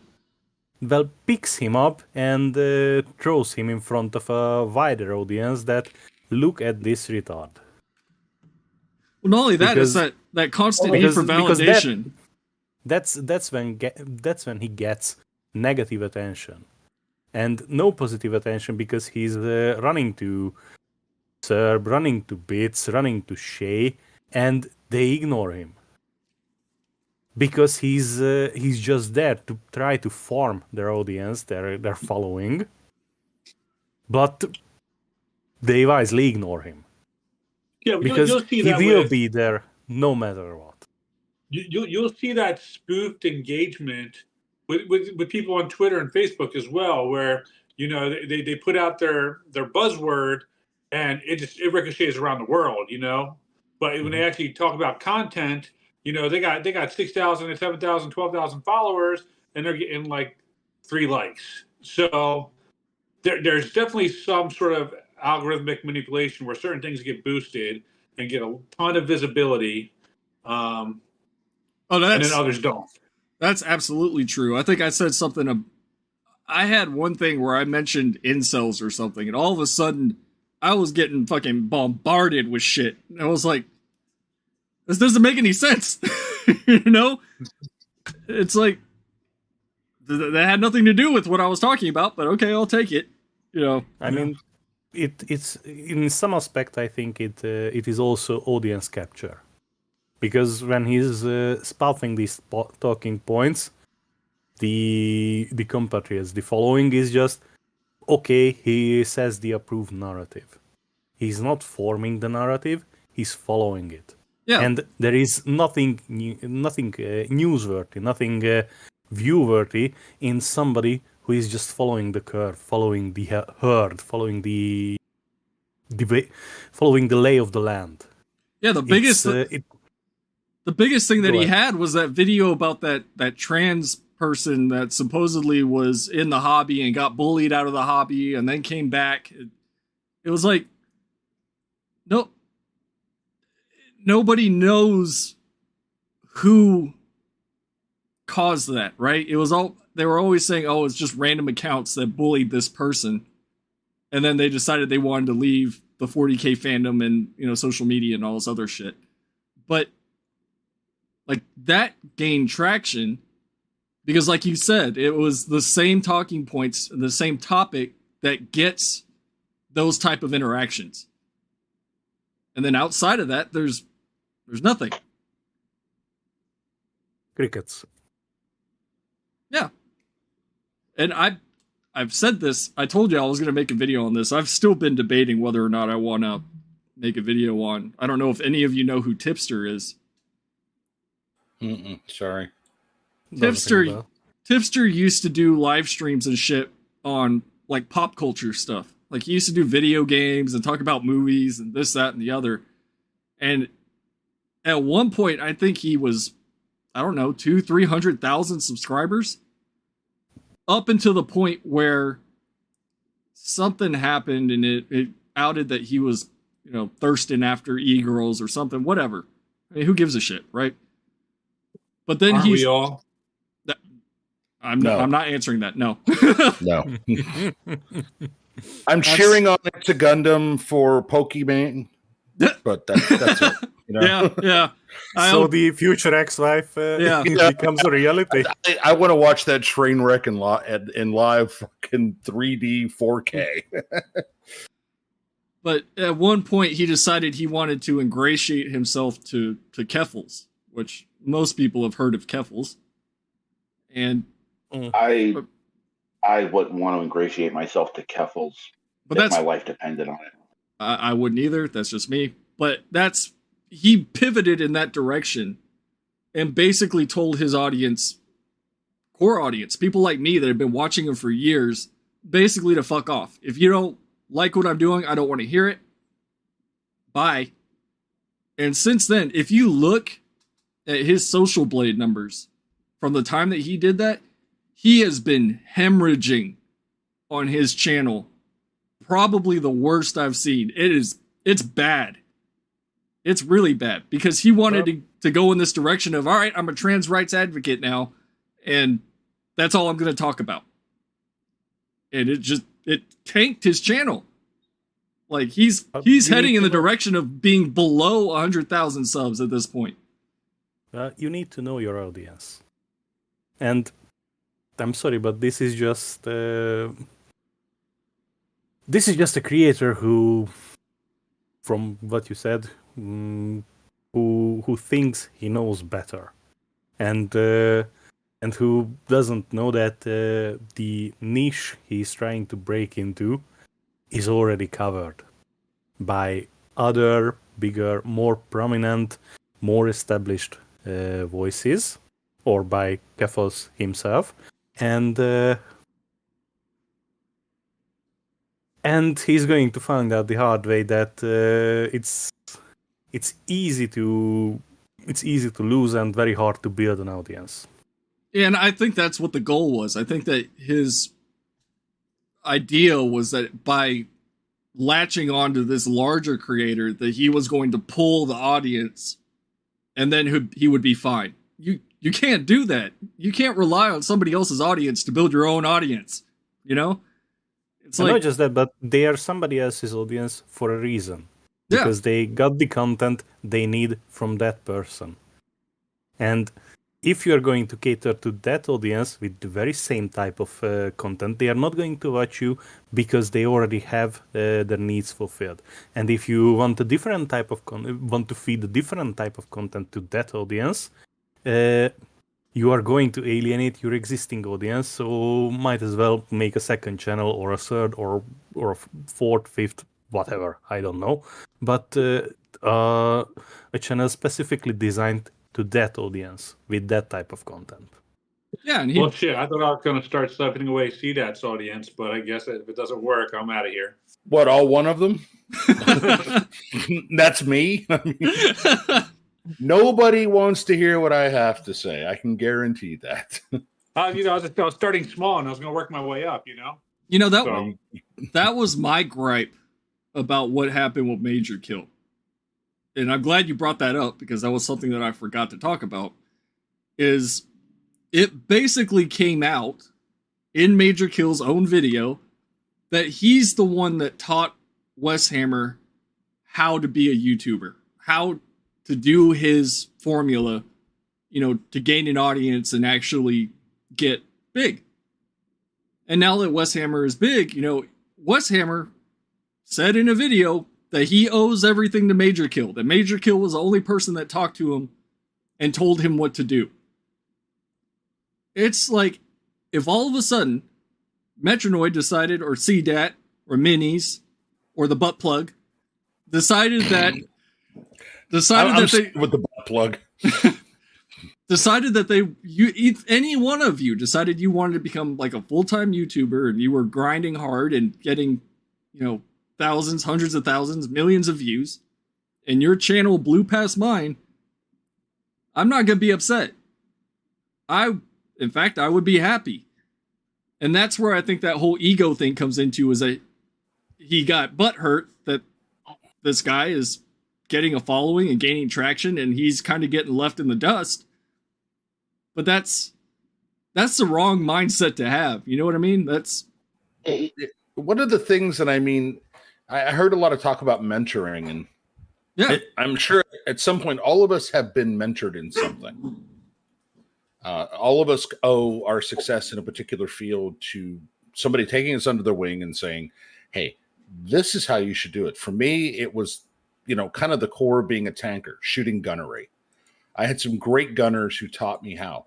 I held on to their habits the whole time I was in. Even when standards changed, I was like, bite my ass. I'm still going to do it the old way.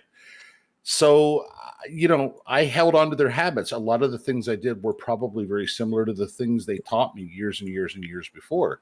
So if there was you're doing stuff like I'm doing stuff, well, that's kind of what mentoring leads to. You kind of copy the person that you've learned from. Well, we call that tribal knowledge, right? You pass on tribal knowledge. So, and it may even be subconscious at this point. He may not literally realize he's actually doing the thing he's accused of doing. So yeah, and to be honest, if Major Kill had left that part out of the video, and if that was a thing that hadn't happened, then he would have a leg to stand on. If I all of a sudden decided I wanted to start copying Valrak and all these other people in the exact same format, not having spoken to any of these people, they don't know who I am, and I just started yoinking their formula, I could see them being pissed off. But, there's kind of that unspoken rule that you do your own thing and you don't steal content, And even real quick, going back to CDAT's tank story, what year did you enlist CDAT? 88. Dog whistle. Yeah. If I put my birth year in, do you know the amount of shit I would get? I was born in 69. Oh my God. I'm giggling, okay? I giggle like a kid. So, yeah. 69. See, that's dude. 69, 88. 69, 88. Yeah, Pussy Slayer 6969 double X, you know. 988 420. Yeah, so it's like, okay, I can't win on this one, but yeah, I learned from a guy named Phoebe. Phoebe, if you're still out there, you're fucking old. Give it up. Who taught me some really quirky shit that he had learned from his platoon sergeant, who had been 2 tours in armor in Vietnam starting in the late 60s. All right, this is tribal knowledge coming through a generational thing at that point. And to the day I got out of tanks, I still had weird fucking habits, and I'd have people like, why do you do it that way? Because that's the way I learned. Now shut up and listen to me. I'm going to teach you this. There's probably some moron out there still doing the same dumb shit. I don't know if any of you guys have watched Counterpoint's 40K before or not. He was kind of my go-to guy. You know what I mean? I still have a line of communication to him. If, you know, something, I'm bouncing around ideas, or if I'm thinking about doing something or something happens, then I'll run it by him and be like, hey, you know, you've been in this space, this online space, a lot longer than me. What would you do? What do you think? And he'll give me ideas or whatever and be like, either do or you don't, you know? But yeah, it's I don't know. I don't have that mentality of, well, I don't have that ego either. I'm not a big channel, you know? I don't have the ego of, oh, I've got 500,000 people that follow me, therefore, you know, everybody else is copying me type shit. It's stupid, because we all know, thanks to the 40K lore being what it is, everybody's going to talk about the same shit at some point, one way or the other. Yeah, you guys better watch out. Once I hit 200 followers, my memes are going to get really bad. Well, I want to see Weezy try to be like Valric. Can you be that loud? Hell no. Can you get your voice? I can. Can you get that? That requires me to do an extraordinary amount of Games Workshop shilling that I am not willing to do. Has anybody else noticed he's been a little less of a show lately? I think even his because he got fucked, gotten shaken up. Yeah, he was pissed about the book thing because he got fucked by the scalpers too. Yeah, and I don't blame him. Like, I know people now that before the pandemic, there were people that were excited for new releases. I was excited for new releases. Now, nobody gives a shit. Everybody's like, whatever. I don't care. I'm not going to touch it. I'm not giving them my money. In fact, I'm selling my entire collection, this, that, and the other. Everybody's pissed. And that's Games Workshop's fault. I told y'all that there's an entire document on who these motherfuckers are that did the scalping. The question is Games Workshop going to do anything about it? No. Which doesn't make any fucking sense, because we all know how fucking litigious Games Workshop is about every fucking thing else. So why wouldn't you go after the people that actively broke your site multiple times in order to dick over your customers? Make it make sense. Because they got their money, and at the end of the day, it would cost money to go after them.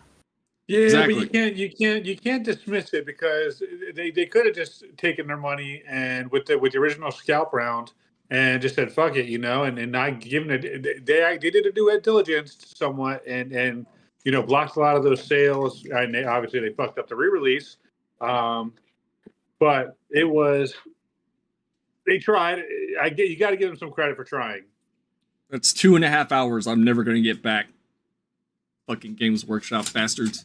I mean, I don't know you that well, but man, you were fucking dude. All you needed was a cape, and you would have been super mad.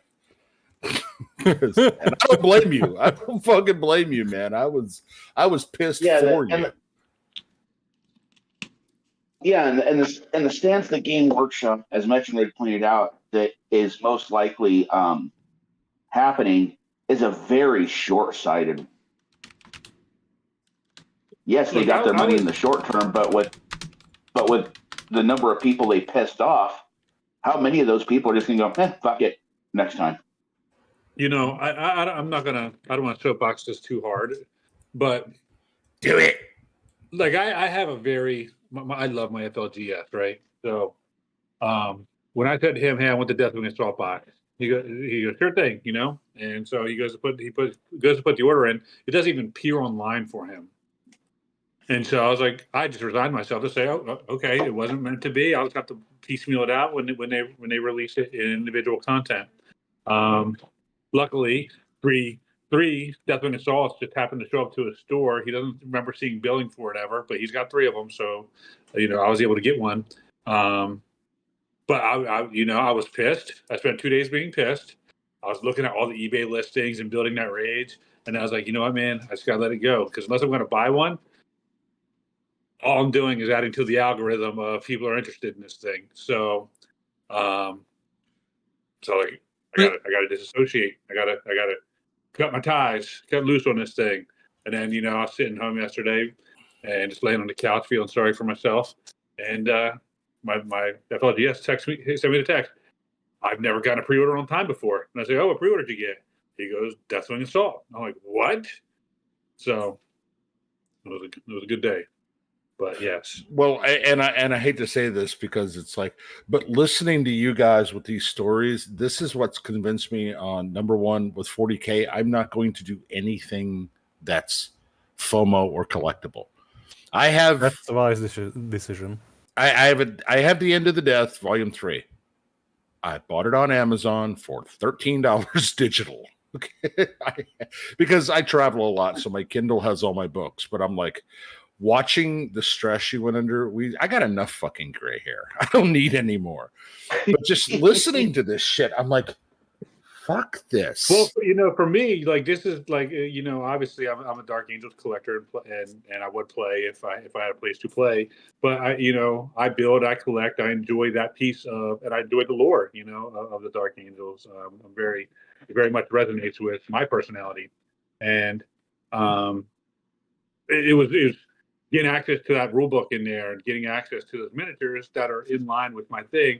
It's not so much a fear of missing out as like, oh my God, just got to catch them all. This was like, okay, this is important, very, very directly tied to what it is I'm doing and trying to do in this hobby. So it's it's a little bit more than like FOMO. There's got to be something for, okay, this is probably like when Dante came out, right? My store got like 2 Dantes, and I can get I have priority at my store. So if I wanted a Dante, I could have gotten a Dante, but I'm not a Blood Angels player, so I left it behind. So, hopefully, me white knighting that, it got into a Blood Angels collector's hands. Obviously, I'll never know if it did or not, but I like to think, okay, some kid's coming along, and there's and there's a Dante there, for him. I hope so. I really do. You know what I'm saying? So, and that's my mentality is, But yeah, no, it's just I'm looking at all this stuff and I'm like, nope. And I will neither confirm nor deny. I did find a source for a lot of other books with an incredible discount. It's a great site. You can get them for 99.9% off. So yeah, thanks for that link. yeah, it's a great store, isn't it? Your checkout's easy, but yes, I have to thank you as well because I wasn't farming your thank yous. That's very, very appreciated. I filled in some gaps in my collection that are unfortunately impossible to get, like the Beer King and Nathan Long, Felix and Gottfried books. Not all heroes drive tanks. No, mostly psychopaths, actually. Some heroes are super mad. Yeah, I had my wife. I'm like, come over and see Wheezy. Come over and see him. Probably like a lot of people don't even know he can get this pissed off. She's like, wow, he's really weird looking. No, I mean, he's really pissed. I mean, listen. Yesterday I was in the local Games Workshop store that's about 40 to 50 miles, so it was a fun drive to and from. And I got the Blast End of the Dead book. And standing in the game shop, getting the book, made me realize that it's... how to put it?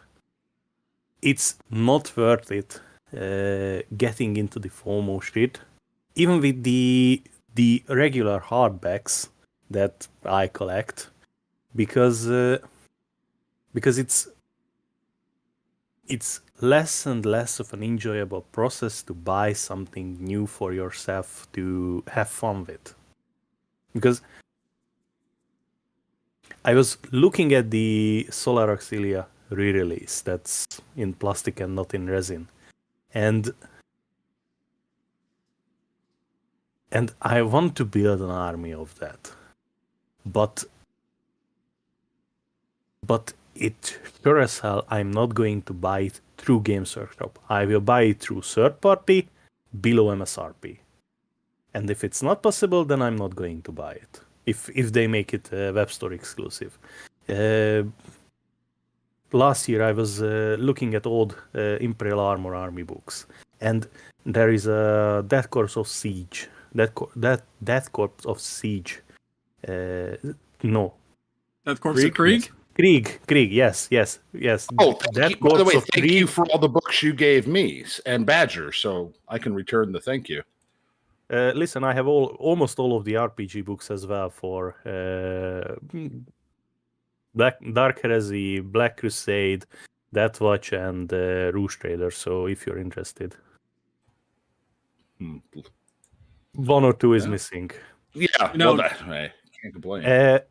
And the Death Corps of Krieg, Death Corps of Krieg has a siege army list, and that's also something a flavor of a guard that is worth looking into, and it would be good to build an army that way. But it's also out of print resins for the Death Corps, and it's also not something that you can do through Games Workshop. And I don't know, buying from Games Workshop is less and less of an enjoyable experience, that you go into the game store and you go into and you get something from the shelf, and it's an enjoyable experience. And more and more of, why is this not in stock? Why is this not available? When can I buy it? And will it be? And when it's available, will it be available for regular buyers, or only for those who bring a bot as well into the store? See, I'm kicking myself in the ass on The End in the Death, that last book. I should have gotten my ass up and gone to the store, and that's my fault. I trusted too much in the system of the Games Workshop web store, and I don't think I will ever do that again. Ever. If there's something that I absolutely want, I'm going to get myself up early, and I'm going to go drive for 30 minutes and go to the store. Because 3 or 4 people at that store managed to secure a copy. Oh, that's almost a kick in the balls at that point. Yeah. But it is a self-induced kick in the balls. But as speaking of which, Weezy, next time I'm in your neighborhood, you got to take me around to your stores. So sure, probably in a couple months. I'm here.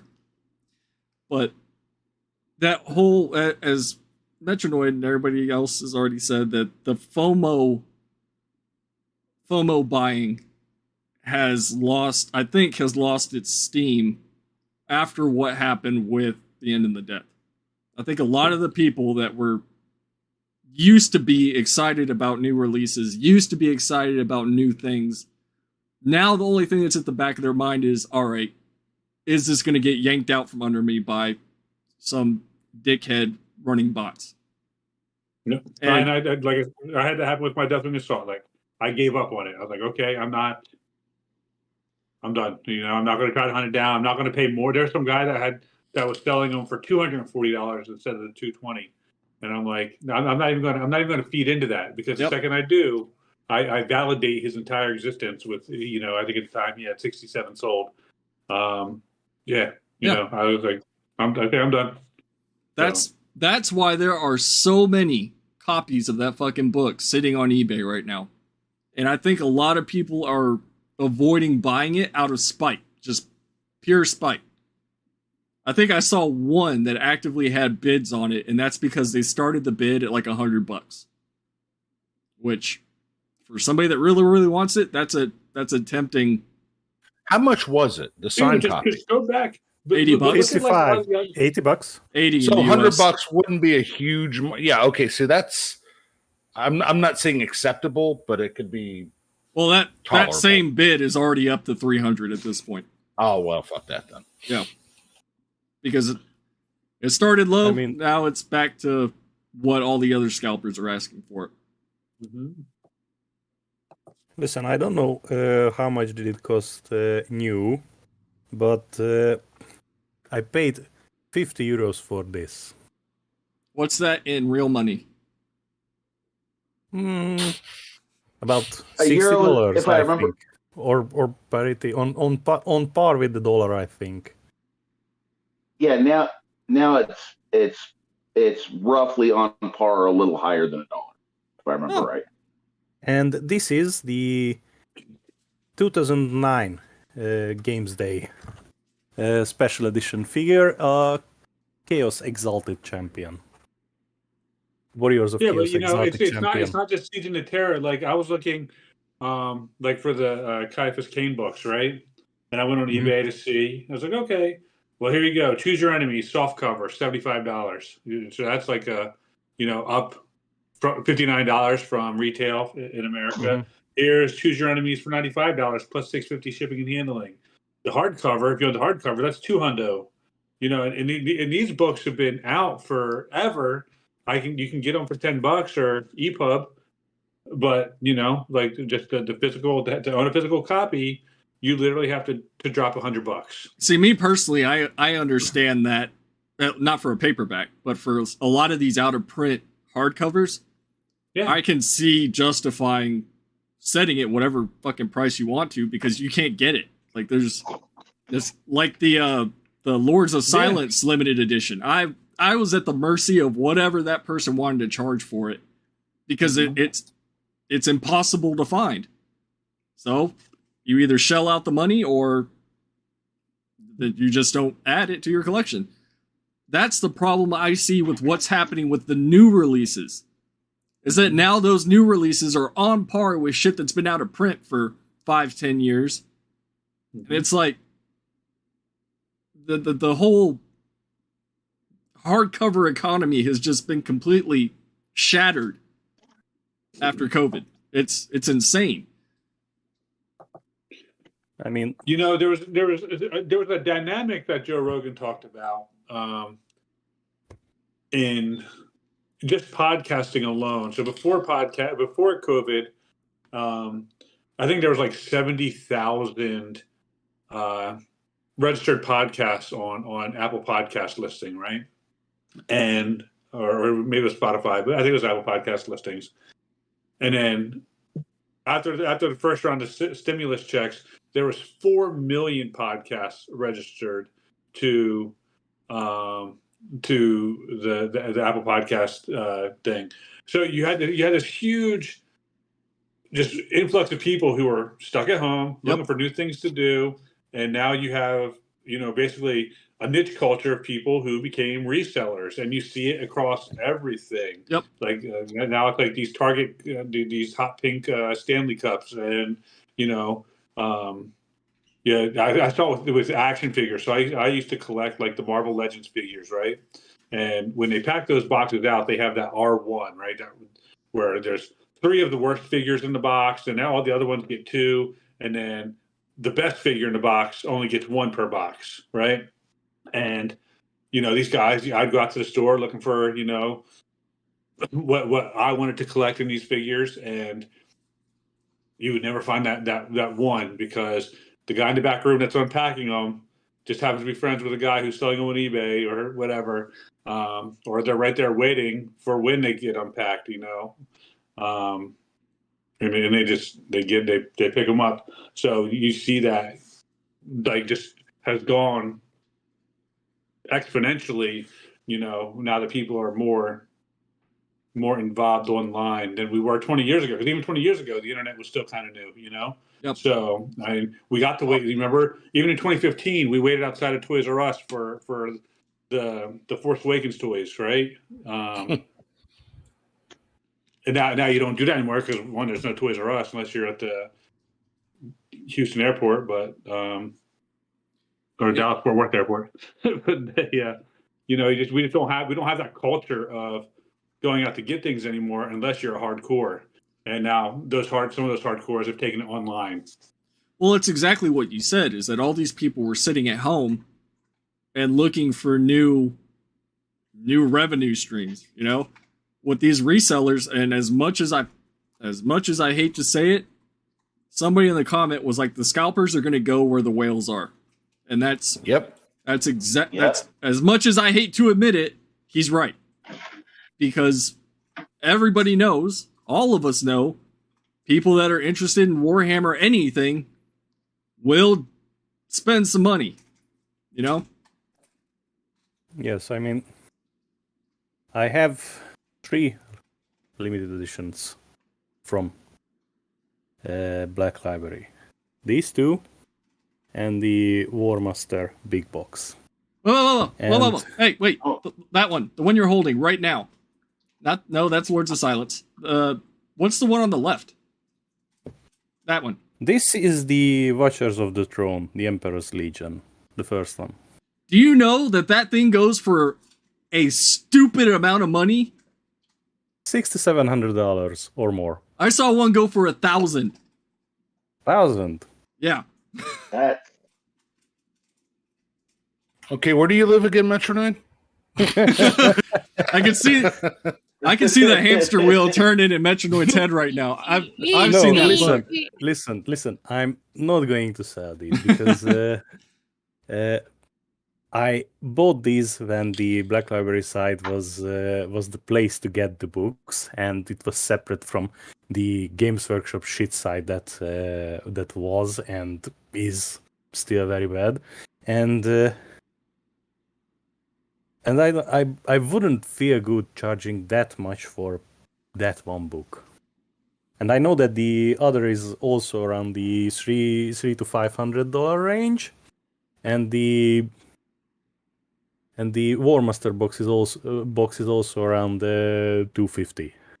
Yeah, I got my Lords of Silence limited probably around 2020 or so, and it was already at around $300.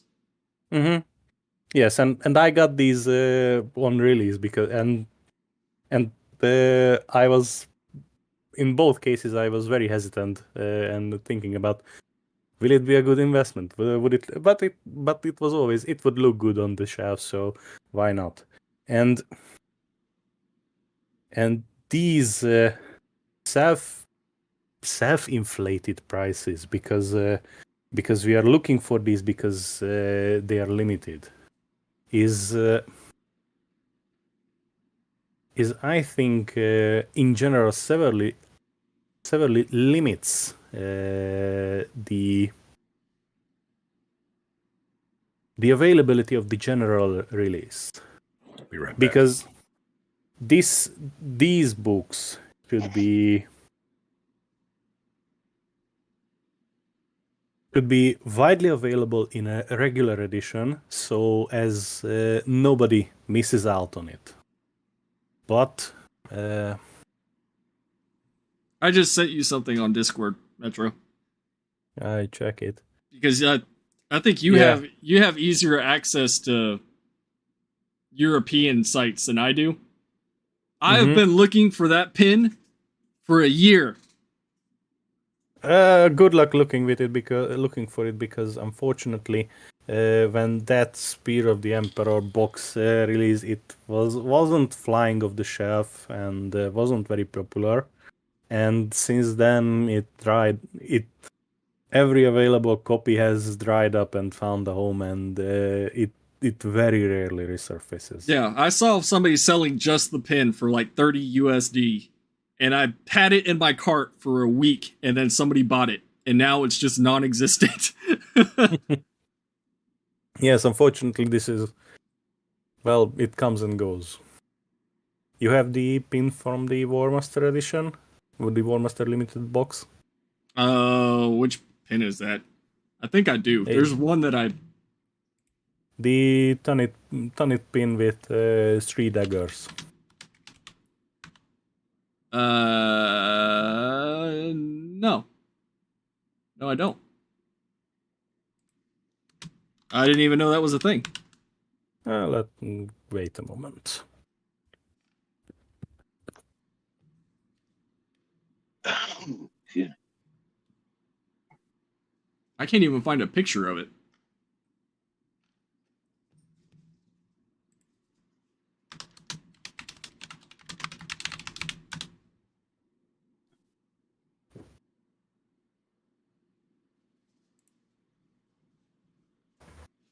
Oh, okay. No wonder I was looking at the wrong thing. The Gaunt's Ghosts box set.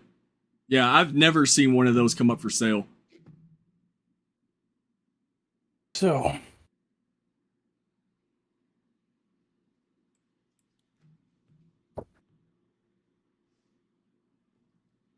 okay, the book. It was the green box set with the dog tag, right? Yes, Yeah, okay. and I hate you.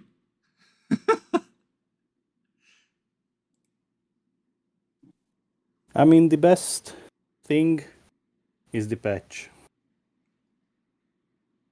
That's pretty cool. See, I will Yeah. say this. Some of those box sets are worth the price. Like the what was it, the Fall of Cadia box set? And the dog tag. Yeah, Did that it one come- has the metal and the dog tag in it. And I was like, all right, I can justify what I spent on this. The Fall Acadia Mhm. one, did it come with a little bag of dust or No. okay. I mean, the War Boss box set came with teeth. So, Teeth. teeth. I mean, this is the coolest part of the. That's damn it. I think that was before I started collecting limiteds. Yeah, let me check for a moment because I think these were very early. Yes, 2017 and 2018. Yeah, that was before So- me. I didn't start until like 2 years after that. At least on the limited editions. Yeah, I don't even. Yeah, there's nothing. Speaking of limited edition, I'm still waiting on my Rogue Trader Collector's Edition to come in. Which they already said they're going to put my name in the credits, so I'm waiting to see what happens. You Yeah, paid my- that much to be included into the credits? No, I wanted the statue. My Oh. name still isn't on the monument, Yeah, you have to email them and tell them to do it. even after you pay for it. Yeah, Wow. That's about what you'd expect. Okay. that's what I had to do. They put out a community notice saying that if you don't see your name there, to email them. I'll double check because it seems like they update the game about every 5 minutes, so I'll have to check it again. Yeah, and I haven't even gone back to it since I hit, what was it, Act 4? Just because I don't want to end the game and then I'm gonna never touch it again. So I'm sitting on it at this point. Yeah, I dropped out I in had a Act que- 2 waiting, so sorry. Oh, I mean- I had a 40K tabletop question because I've been thinking about for a couple months now. Like I said, I can't play, but lore wise, there's 3 sub factions I really like, and I was thinking about getting a squad for each one of those. First question is, what's the general state of quality with the official Games Workshop minis? The plastics are very good, but not multi-part. Most likely monopose.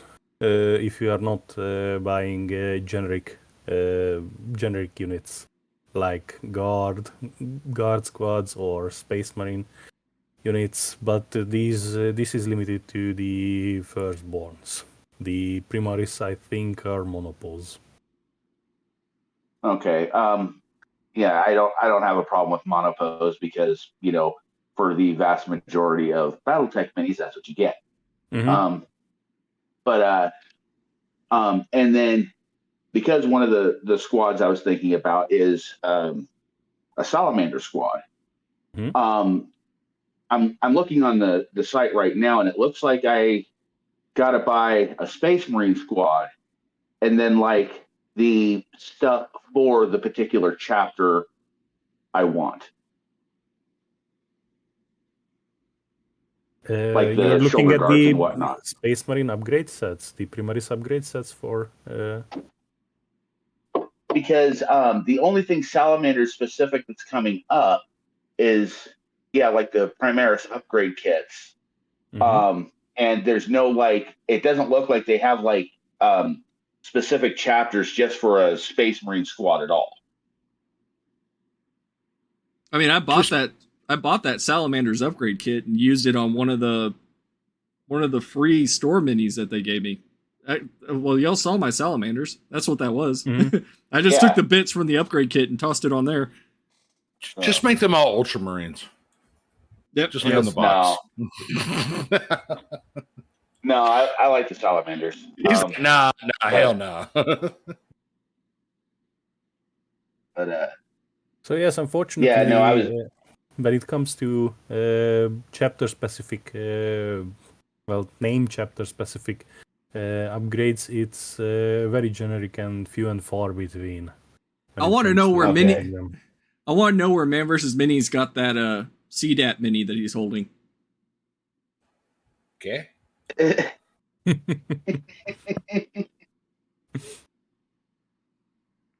you not see his camera?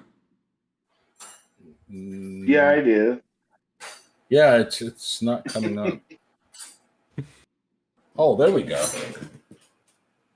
Yeah, pretty much. I got a little more hair, but yeah, pretty much. Not gonna argue that one. I thought he had just a model of a giant asshole. I was like, oh wow, man, that's pretty accurate. My wife would go, yeah, dead on balls accurate right there. Oh, Buplak has a picture of an asshole, and you don't want to see it. No. I've seen enough. What's it, Goatsy or whatever in my God. I don't need to see. Yeah.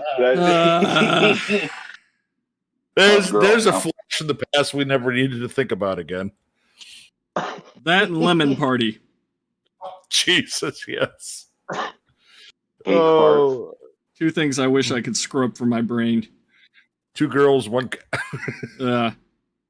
Jesus Christ. And everybody wonders why I have the sense of humor that I do. Do we? Do we? Yeah, this is the zombie ogre from WizKids. So I think it's from like the Pathfinder line. Ooh, that's going back a bit. Yeah. Yeah, I was telling. That looks very good. I was talking to Torolf yesterday because I was working on that not Star Wars Guard Walker, and I just half-assed that thing because I mixed my own speed paint using the speed paint medium and then GW's Castellan green, threw that in a bottle. Then I was like, well, I don't want to sit here and paint this, so I added a whole bunch of airbrush thinner, threw that in my airbrush, sprayed that thing down, and then dry brushed it, and I was done. And I was sitting there looking at it like, this actually looks pretty good for 5-10 minutes worth of work. This is contrast paint for you. Chuck it in an airbrush, give it a dry brush after it dries, and it's serviceable. Yeah, but I made that contrast paint out of the standard GW paint, and I was like, I don't know if I got the ratios right or nothing. I just threw everything in the pot and see what happens. Well, you can always try again. You can always watch the finished model, and the airbrush is in this regard a very good tool to have, and it gives you a result very fast. Yeah, and the thing is, I've gotten better results using the $30 little USB airbrush that I got off of Amazon than my actual, nice airbrush. It's like, well, shit, I don't need this anymore. I'm just going to use my little handheld, just slap some paint on this fucking thing and call it a day. Well, if you are using your airbrush to, well, basically base coat or prime the model, any airbrush will do. And only if you're doing fine detail work do you need something fancy or something that is not from Alibaba or Temu or something like that. I'm nowhere near confident enough in my airbrush abilities to start doing fine details with an airbrush. I'll leave that to. That's why I watch. I don't know if you guys have ever seen Squidmar miniatures. Mm-hmm. That's why I watch them, because I can sit there and be like, I wish I could do that with an airbrush. But what Squidmar does is basically what I said, because the last video he did where they painted the fantasy terrain and the fantasy buildings. Yeah. It was just okay. Base coat, then airbrush the base colors, and then contrast paint the details. Yeah, and that's simple as a doornail. Well, what I was telling him was that I'm so OCD about my details, right? That's why it takes me a fucking week to do one mini, because I'll sit there and I'll look at it and be like, all right, I need to be exactly on this spot and this, that, the other. With the one I just did, I'm pretty much done. Like, if I wanted to add a little bit more stuff to it, I could, but I could throw it on the table right now and it will be done. Which I'm not used to that. I'm used to having to go back and be like, oh, I see a spot I missed. Oh, I see this spot. Oh, there's still some primer spots right there. You know, the airbrush definitely knocked that out of the park, because now it's like completely covered. It's like, now I'm happy. Well, this is what comes from practice, because I still paint every miniature like it's a character. It's its own unit. There are some game systems that are conducive to that, and some, like Warhammer, that are not. And with airbrush and contrast paints, you can speed up the process and eliminate the busy work. That is base coating the mini. That is in one consistent layer to have a consistent finish, and that's a very great tool to have. Well, the airbrushing piece lets you prime in the wintertime, because it sucks using rattle cans in any kind of extreme. But on the topic, since we're talking painting, are you familiar with Nocturne Green? Yeah. I couldn't say that. Okay, so Nocturne Green, they don't sell this on the shelf at my FLGS. I actually had to buy it online. But it's a base coat, and it's a darker green color. But I just don't know if it's a mix of Abaddon Black and Caliban. But it lays down very, very much like it. So I'm trying to decide.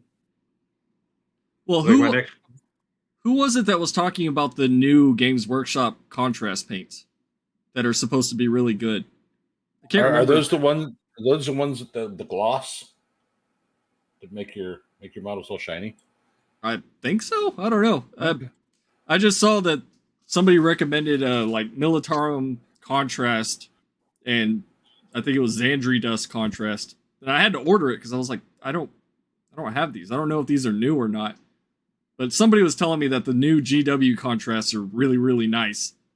And I can't remember who it was. I mean, I have Xandri Dust right here in my. They made this a contrast paint? Yeah. Yeah. See, almost every color have been made into contrast paint. I have the standard of that too, like the one you're holding. And then you're like, no, use the contrast version. So first thing I did, look on Amazon, and sure enough, there's a contrast version. Holy shit. Interesting. So you obviously got to go over that with Wraithbone or White with that? I would assume so. I mean, I'm doing my Guardsman, so that's minimal for me. Right.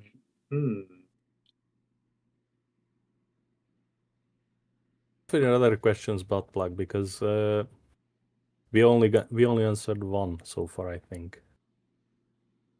Answer the question Oh for no, what? it was two. It was no. I asked both, and they were answered. It was what's the okay. general state of mini quality, and then how would I go about doing a Space Marine squad? Hmm. You know, what do I just need to buy the squad, or do I need to buy special like shoulder pads or whatever for whatever chapter? That was. I mean, I that was don't my two know if they questions. all have upgrade sprues yet. Well, not all of the name chapters have upgrade sprues, and in general, I think if you want to upgrade your miniatures, because for example, you want to paint salamanders, you are better off if you are buying 3D printed upgrades from online than paying 22 euros for that's 10 18 shoulder pads, 4 arms, 6 heads, and some bits. Yeah, I was like, I'm holding it right here. It's, Mhm. I mean, mainly for the shoulder plates. I could see Yes, the they are. utility in that. But when you pay 60 euro or I don't know about 60 euro for 10 Primaris Marines, and then add these 22 euros also for the shoulder plates and the extra arms and the extra heads. Yeah. You are overpaying for something that is available for less. And My has problem with the 3D printing thing, I would have to set up in my basement. It's not optimal for airflow or temperature, so it's yes. like, okay. And then I wish I just had a friend that had a bank of printers. Like, hey, print up these STL for me. What do you do? So, but Well, I was right Liber. after. Sorry, go ahead. I was gonna say, like right around Christmas, I was like, all right, I'm just gonna do it. I'll figure out the semantics and logistics of it later. But I'm gonna. But then the one out, I think it was like the Saturn III from is that the Elegoo or is it the other one? No. One of them that's pretty popular. They had the 3 model, and around October, like around Halloween, I was looking at them, and they were like all marked down. I was like, oh yeah. And so I was like, all right, well it's been 2 more months since that. I'm sure they're gonna want to bring out their new line. Already all swapped out, so I can't even find those old printers anymore on Amazon. I thought I'd have to buy the new one for the higher price. I'm like, man, I don't want all that. I just want something I can just print STL files of shoulder pads and hooded helmets, that look kind of Grail Knight-ish. So, Well, there was that one company that makes 3D printed bits, and I can't remember the name of it, that everybody uses. Liber Cautica. No. But Because they got they big by make doing good the kits. shoulder plates. It's not Chapter House, that's for sure.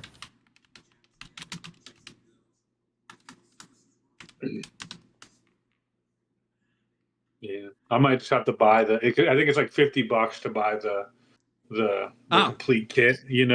Pop Goes the Monkey. Oh, Pop Goes the Monkey has a bunch I think I've heard of of them. like a bunch of 3D print based on factions. Like they have all kinds of shit. Mm-hmm. Yeah, they also have a ton of Iron Warriors. Holy shit. Well, Iron Warriors are popular. Well, they are now. They were always since the Heresy books started coming out. They were popular It used to be because they are the red-headed stepchild of the Imperium, as in they get the shit duties. Well, what's funny is how they have their categories listed, because obviously they can't call them what they are unless they want to get bitch slapped by GW. So it's like the World Eaters, that's called the Wrecker Legions. Then you have the King's Fist Legions for the Imperial Fists. I mean, It's Keyboard like was those. the- It's like those Star Wars lightsaber replica sites.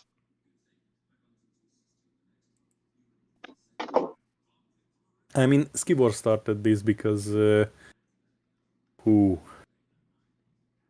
he was doing Dark Angels and he was doing Custodes before GW was doing Custodes. And those minis are still out there. Well, my thing is, would you get in trouble for using 3D printed heads on an official GW model? Like in a tournament? They wouldn't let you do that, would only they? if you get caught, you know. Yeah, they used to, be like 20%, right? So they would say, okay, you can use up to 20% of 3D printed plastics, and have it still be tournament legal. Now they have a zero tolerance policy, so you could be disqualified or unable to enter if you have 3D printed components. Ah, that's bullshit. Mm-hmm. Yeah, that's. But And what if all I just that wanted does is it just pushes people. It just pushes people away from tournaments. Yeah, what if I wanted a different head or people some away shit? from sanctioned tournaments, you know? Lame. I was like, I just saw him. But I was like, that's a pretty cool looking guard head. Size if you look at the size of GW stores anymore, it's like they don't want you to play there anyway, so I don't see what the point is. Yeah, that's true. Yeah, I mean, fortunately, I think in Texas we have one good store, and that's up in Dallas or in Grapevine. And that's basically our Warhammer world. Is that one store, and you walk in there, and it is, I mean, it's huge. You go in there, they got stuff all over the place. Then they have a big old cafe in the back. I mean, it's almost like a miniature version of Warhammer World. It's huge. It's amazing. You've never seen a bigger store like it in your life.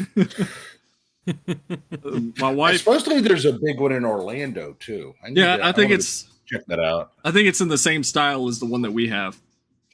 Yeah, and my grandson's gonna be down in the spring, so I'm gonna steal him for a day. We're gonna go to Orlando since he's starting to seems to be showing an interest in the hobby. Corruption. My wife and I went up there. I mean, that's a 4-hour drive for us. Went up there, spent, I don't know, $700 in there because they had a whole bunch of limited edition books that were just sitting on their shelf that you couldn't buy anymore. It was like, I wish I lived closer. And your bank account doesn't wish you lived closer. I know. Especially with today's gas prices. Yeah. But you know if they did that to where instead of all these 3 little local game stores, like say in Houston, and they had one big shop that they sent their stock to, I think that they would make a killing having that in like a central location, as opposed to, you know, this itty bitty shop where you can't fit more than 15 people in there at a time without. Well, I think that's kind of like what Miniature Market does. Like Miniature Market has like their online shop. They also have like, I think their warehouse that they ship out of, but then they have local stores like around St. Louis to support, you know, gaming even further. And you can game in there, and the stores are decent size, and that's like the ideal setup. You know, obviously. Yeah, I only got roughly 20 minutes left, but I wanted to ask you guys, since I've been binging on the Hobby Nightmare series from Northern Exile.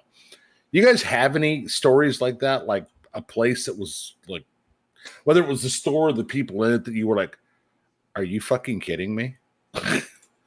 like a Hobby Nightmare sort of thing?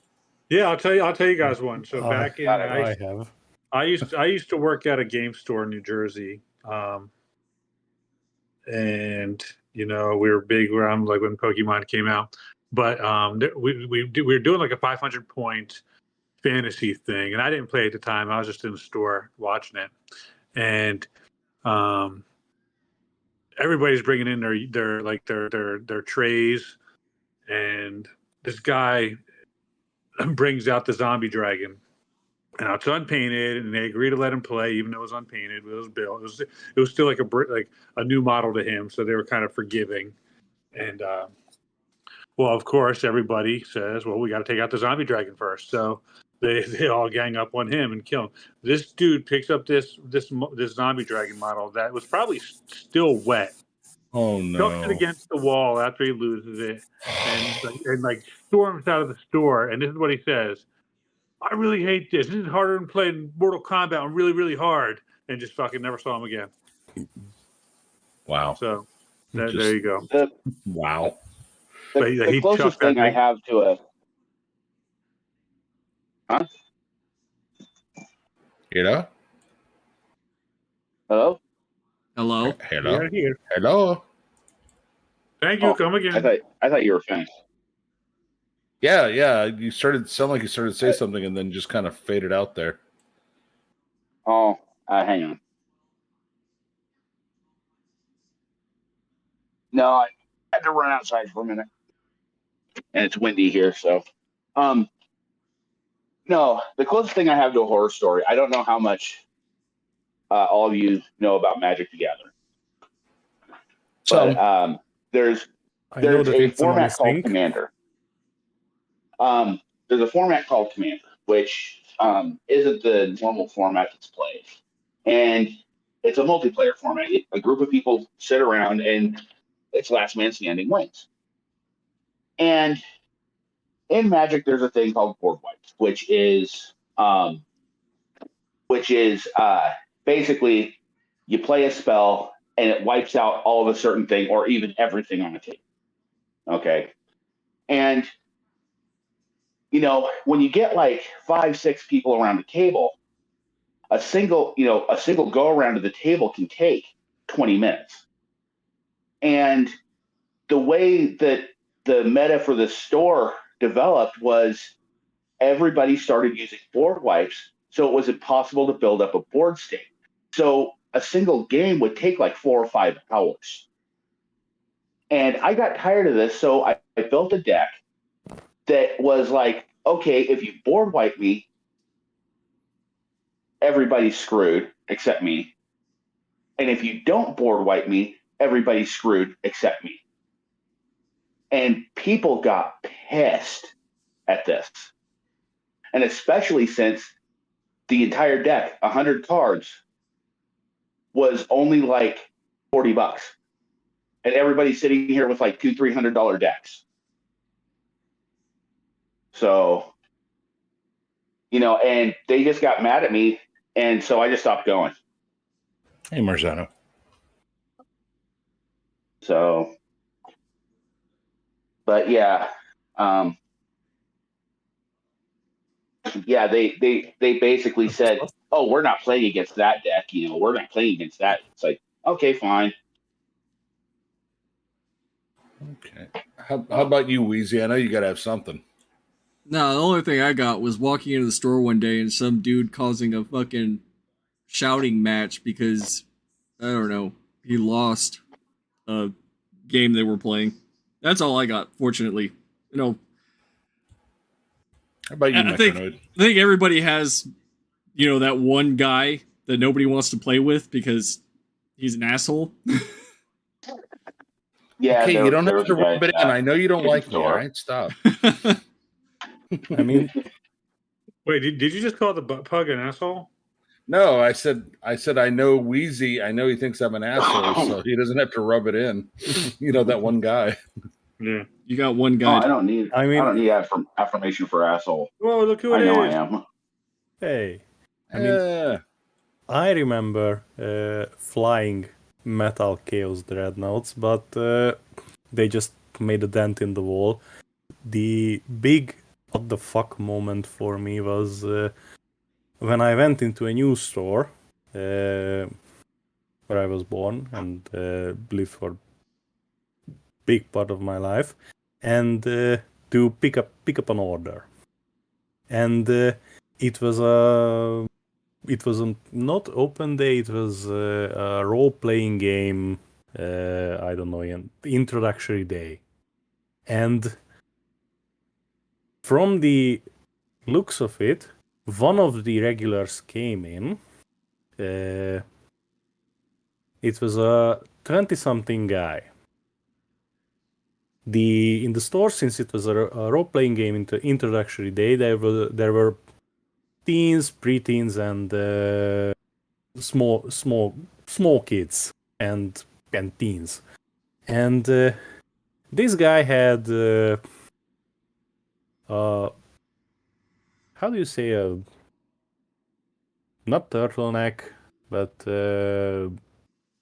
so he's got a polo shirt on.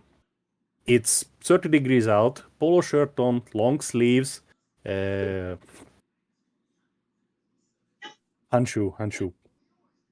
Look who it is. Fuck, whatever. And under the polo shirt, a dog collar, clearly visible. And I was looking, what the fuck, and why did they let you in, and what the fuck am I doing here? And when I got my order, I didn't. After that, I went out and didn't went back into that store ever again, So, because where was his dog fuck at? that people. What the dog doing? Yeah, Hey. who let the dogs out? He was just yanking your chain. Ah, Oh, you Jesus. didn't choke up when you got in there, did you? That's a bad one even for me. Wow. All right. Since Shadowhawk joined us, what about you? Any hobby horror stories you want to relate that the statute of limitations have run out on? So Not really. The worst thing I could think of is one time I went to a comic shop to like just get some D&D minis, and as I was leaving, these two clearly guys walked in dresses, and I like walked past them. That's about the worst experience I've ever had in a hobby store. don't be shaming Wheezy like that. Now, come on. That happens all the time No, here. it wasn't Wheezy. It wasn't in Austin. This was in the DFW area. Close enough. Wow. Oh, perfect. How about Metro, you, Marzana? Yeah, Marzana, tell us your gaming horror story. Being female, I have a feeling you might have some very interesting ones. Don't put me on the spot. I don't have any that I can think of off the top of my head, but if I think of one, I'll let you know. Okay, and that was No, the you difference. gotta- Latin nerds It's also- put on the spot. The overly You gotta tell us about the first Latin time I nerd. went to a game Shit. store and there was like you had that basement dweller smell hit you. You know, these guys, with their flannel shirts, The guy in the leather trench coat, and it's 95 degrees. Yeah. I will say, my husband, we were playing D&D, and my husband was playing as a dwarf paladin, and he had a thing. Oh my god. See, we drag one out of her. Oh, never mind. He had a crush on a male drow. It was just really kind of awkward. Awkward Okay, situation. Okay, was he top or was he bottom? He was a power slayer. Yeah. No, see, here's the thing: if it's an elf, as long as you're on top, it's not gay. Yeah, but he's a dwarf. So, So he can be yes, both. big, smaller, I guess. I don't know. How Honey, to were you a kick top or a people? bottom? People are He Discord. says his dwarf was the top. All That right, makes now sense. I know what I need to bring into the D&D session now, Marzana. Thank you. Wait, are we actually doing that? Oh no, she just opened the door, so we're gonna have all kind of awkward, uncomfortable moments. No, I mean we're actually doing the D&D stuff. That wasn't just shit in the general chat. I've got a campaign going. I know she's now you mean part that of it. campaign? Okay, gotcha. Yeah, Sorry. yeah. I misunderstood what you meant. Sorry, I'm an That's idiot. okay. That's okay. No. You didn't know. Oh. Yeah. So what is this? We're bringing in the Book of Erotic Deeds? No, not in my campaign. No, I just wanted to hear her go. I gotta go find my That chastity is a belt. real thing, by the way. Chastity belt of slaying. Plus 10 to strength.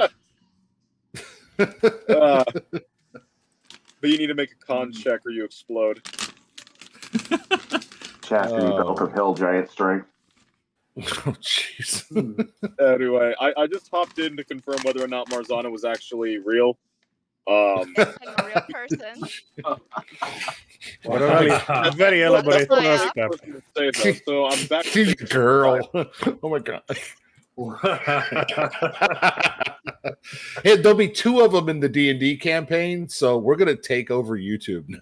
Oh, Oh shit. shit! Probably not a bad idea. Wait, are you trying to build your community off of Wheezy Pillar's community? Yes. Yeah, we'll hijack Yeah. anything and everything. I have no shame. Do it. All right. We got 10 minutes left. And Asmagon returned the favor. He donated me $10. Says, hope we're having Awesome. fun. Yo. But Oh my goodness. yeah, I don't know why y'all jumped in at the ass end of a 3-hour long stream. I just Well, got off. I invited Marzana early. What and happened she- to work is going to let me stream more? I do remember seeing that. Yeah. I said potentially. It depends on what days I've got a full shift and what days I've got a breaker shift. It's not like you need money. I do need money. Money is a social construct of the upper class. And you can always sell So your is, body. so is the college degree I'm trying to get that costs an excessive amount of bullshit. Yeah, Yes. fair. All right. Yeah.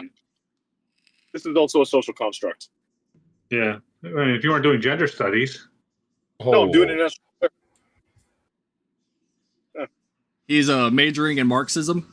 all right. Marxism. Basket weaving. I have major in the studies of the prophet Marx with a minor in basket weaving. Duh.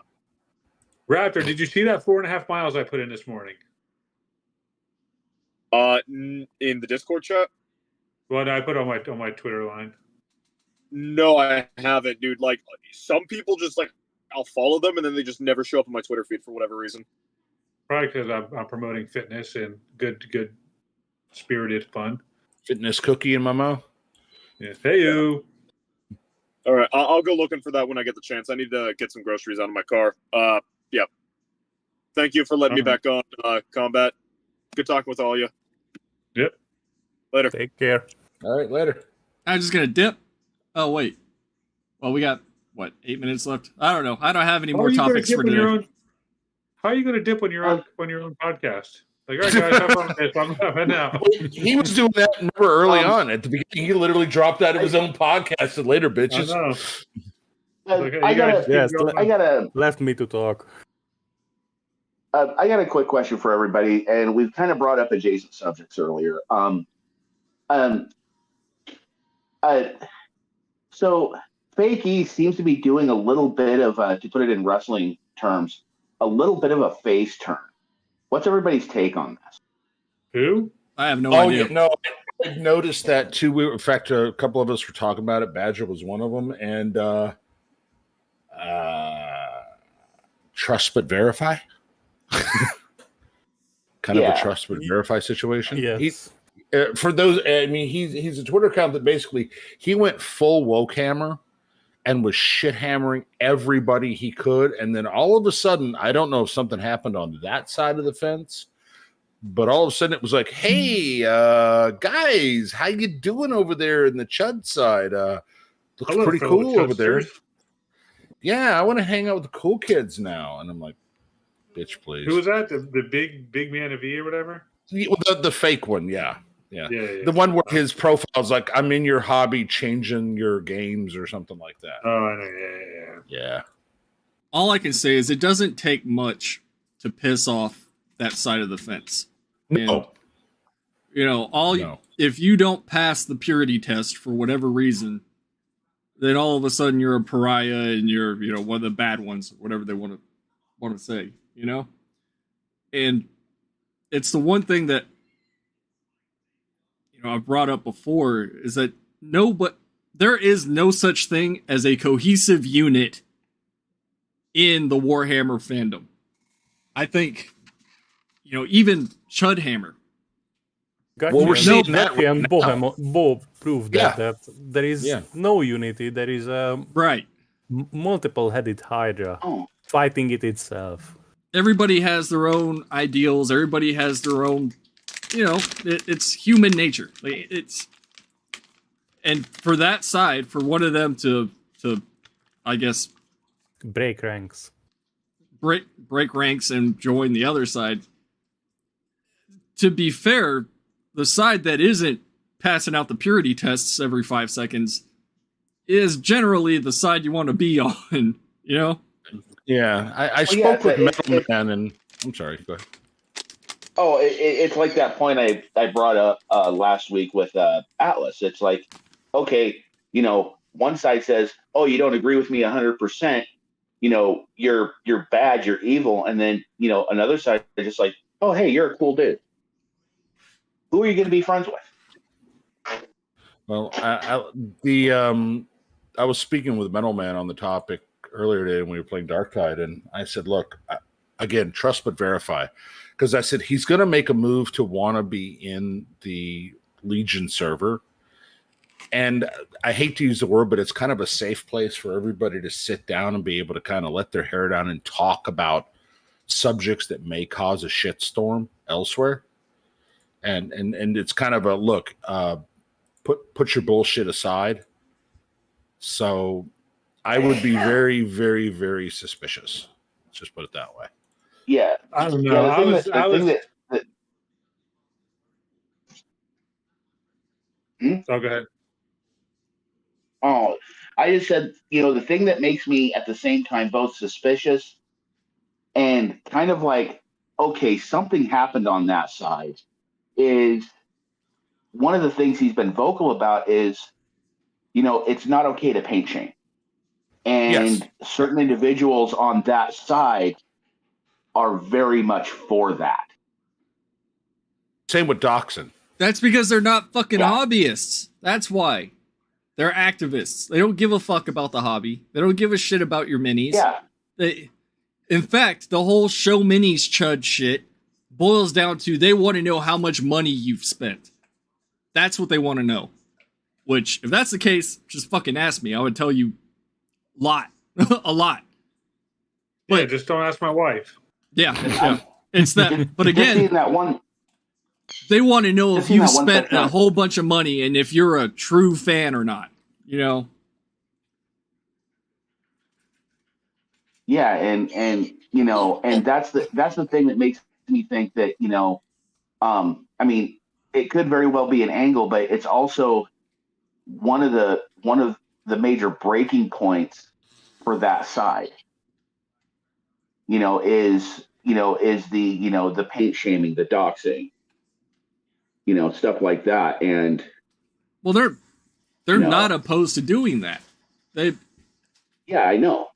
Guys, I'm going to tell you straight up, right? So I was in that Legion Discord server, I think pretty early on.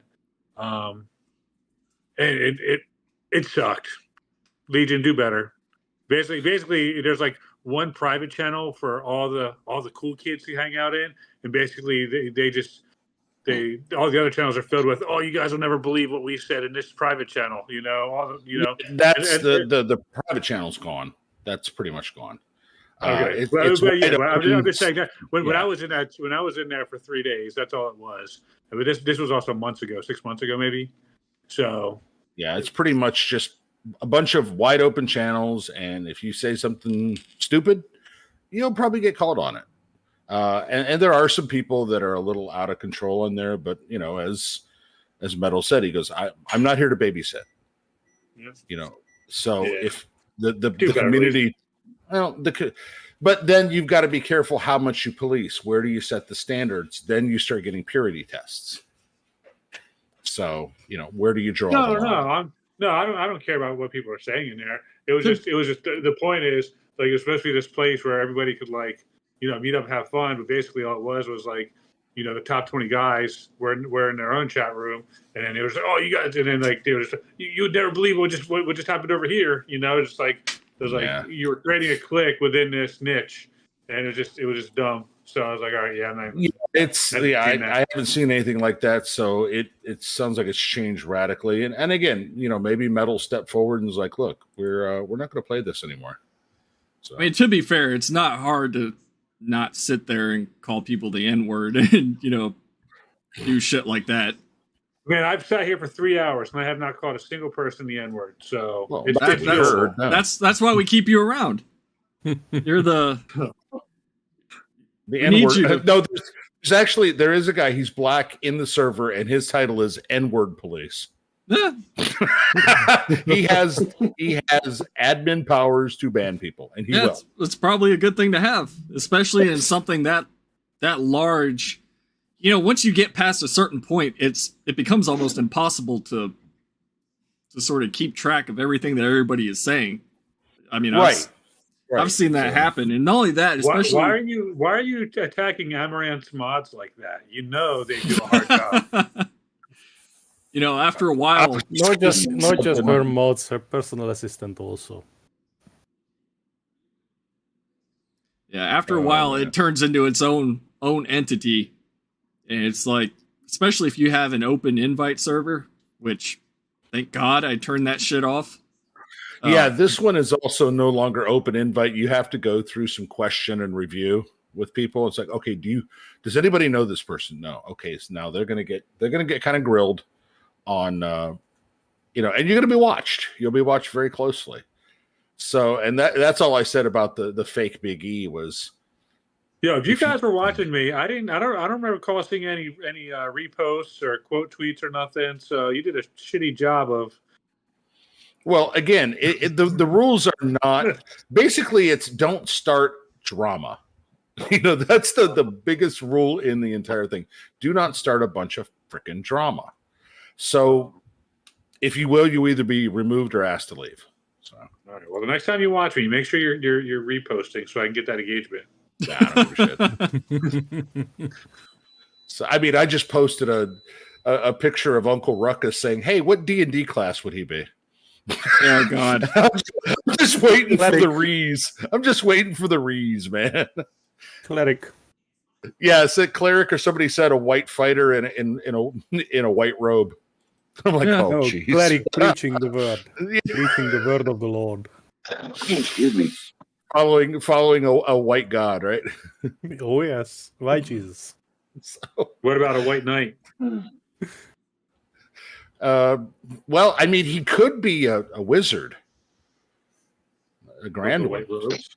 He could be a grand wizard. Yeah, with a pointy hat. With the pointy hat. Yeah, see, this is the dumb shit that happens on the server. Look, I just want to have I want to join a D&D group with a little Cyclops mini, so I can say this is my exalted Cyclops. For those of you that don't know, that's an actual title. That's a rank. Dig deep for that one, man. You read. So there's a halfling wizard in our group, and I said, well, are you trying to get to Grand Wizard? And, do you work for the Kingdom of Koopa Keep? K. Wow. It's like, oh, just stop, and I'll be right back. Are you in the Cool Kids Club? Well, we're at the 3-hour mark, so do we have any closing thoughts? Yeah, I think if we circle back, right? If we Saki this, Warhammer Fantasy Battles. I think there's an end game that doesn't involve it being just a nostalgic cash grab. I do think that there will be support. I think if the best of us also became the loudest of us in communicating clearly and concisely, the want for, expanded armies, Chaos Dwarves, Dark Elves, Skaven. I think down the line in, second edition, third edition, we might be able to see that. I think every edition comes off minimalistic, where they have to set boundaries and say, okay, this is what we can do within this date range for these parameters, and monetarily, we'll work it out and I come back to it because I absolutely think they're going to do that. There's too much money on the table for them not to. Mm-hmm. So I think second edition will probably open up with I think what is there 7 armies? I think second edition will open up with an eighth army that reveals itself, and I think it'll coincide like with probably I think right now the two biggest armies that aren't getting any attention in this would be the Dark Elves and the Skaven, and I would lean that Dark Elves will probably get the nudge over Skaven, just because of the people are just infatuated with elves. So yeah, everybody loves their BDSM murder elves. Yeah. Yep. So.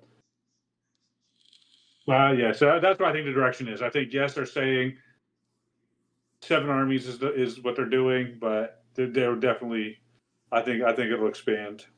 So they just got to get the support, the monetary support of people buying and playing. So I don't think they care if they're playing, just the monetary support of buying. So if it keeps selling, they'll keep making it. Right. But it's pretty depressing to say that they just released it, and right now we are waiting for the next edition with the same model range that was before the end times. Well, nuked everything. So regarding Dude, I world, get you that we can make that same argument for video games, because right now every video game that we're all looking forward to is just a remake. Final Fantasy VII Rebirth, or the Red Dead Redemption port, or everything we're waiting for has already been done, and we're just waiting for those remasters and remakes. So we're already there. That's yes, the but acceptance of our those culture. remasters and those remakes are, well, in effect, neutered versions of the original. Because right now they announced the Witcher 1 remake with the problematic content removed. Oh, jeez. And to that I say, it's awfully nice for GW to release 20, 30-year-old kids and sell them at an inflated price that effectively gives them easy money. But still, if you want to play Warhammer Fantasy, don't play the old world, because it's just a skin suit. Yeah. I get you. I agree. It is. All right. Anybody else? And it breaks my heart. Fuck it. Nothing else for me. Yeah, same here. Marzana, anything? Marzana, what you got? Nothing right now. I'm just listening and absorbing it all. We'll have more next time. Kind of like how I do most of the time. Yeah, I stay pretty quiet too, unless I'm screaming at somebody. Yeah. Calling them Wokies, right? Yeah. Oh, the Wokies. Or shit talking. Oh, and if you're listening, Asmagan, thanks for playing the game. Thank you. Oh, thank you for giving it a fair retry. That's much appreciated. Yeah. That's all I'm going to say. No, y'all like, yeah, there he goes. There he goes. That's the thought. I was like, oh, God damn it. I'm going to have to cut this off. Thanks for playing. Nothing brings the views like a little bit of drama. Oh yeah. We already talked about that. I'm not doing it. Yeah, we're not rehashing. Hey, you always show butthole. Wait, what? That's the backup plan. That's the backup plan if this YouTube thing fails. But, all right. Oh man. Thanks for coming, everybody. We'll do this again. Hey, thanks for having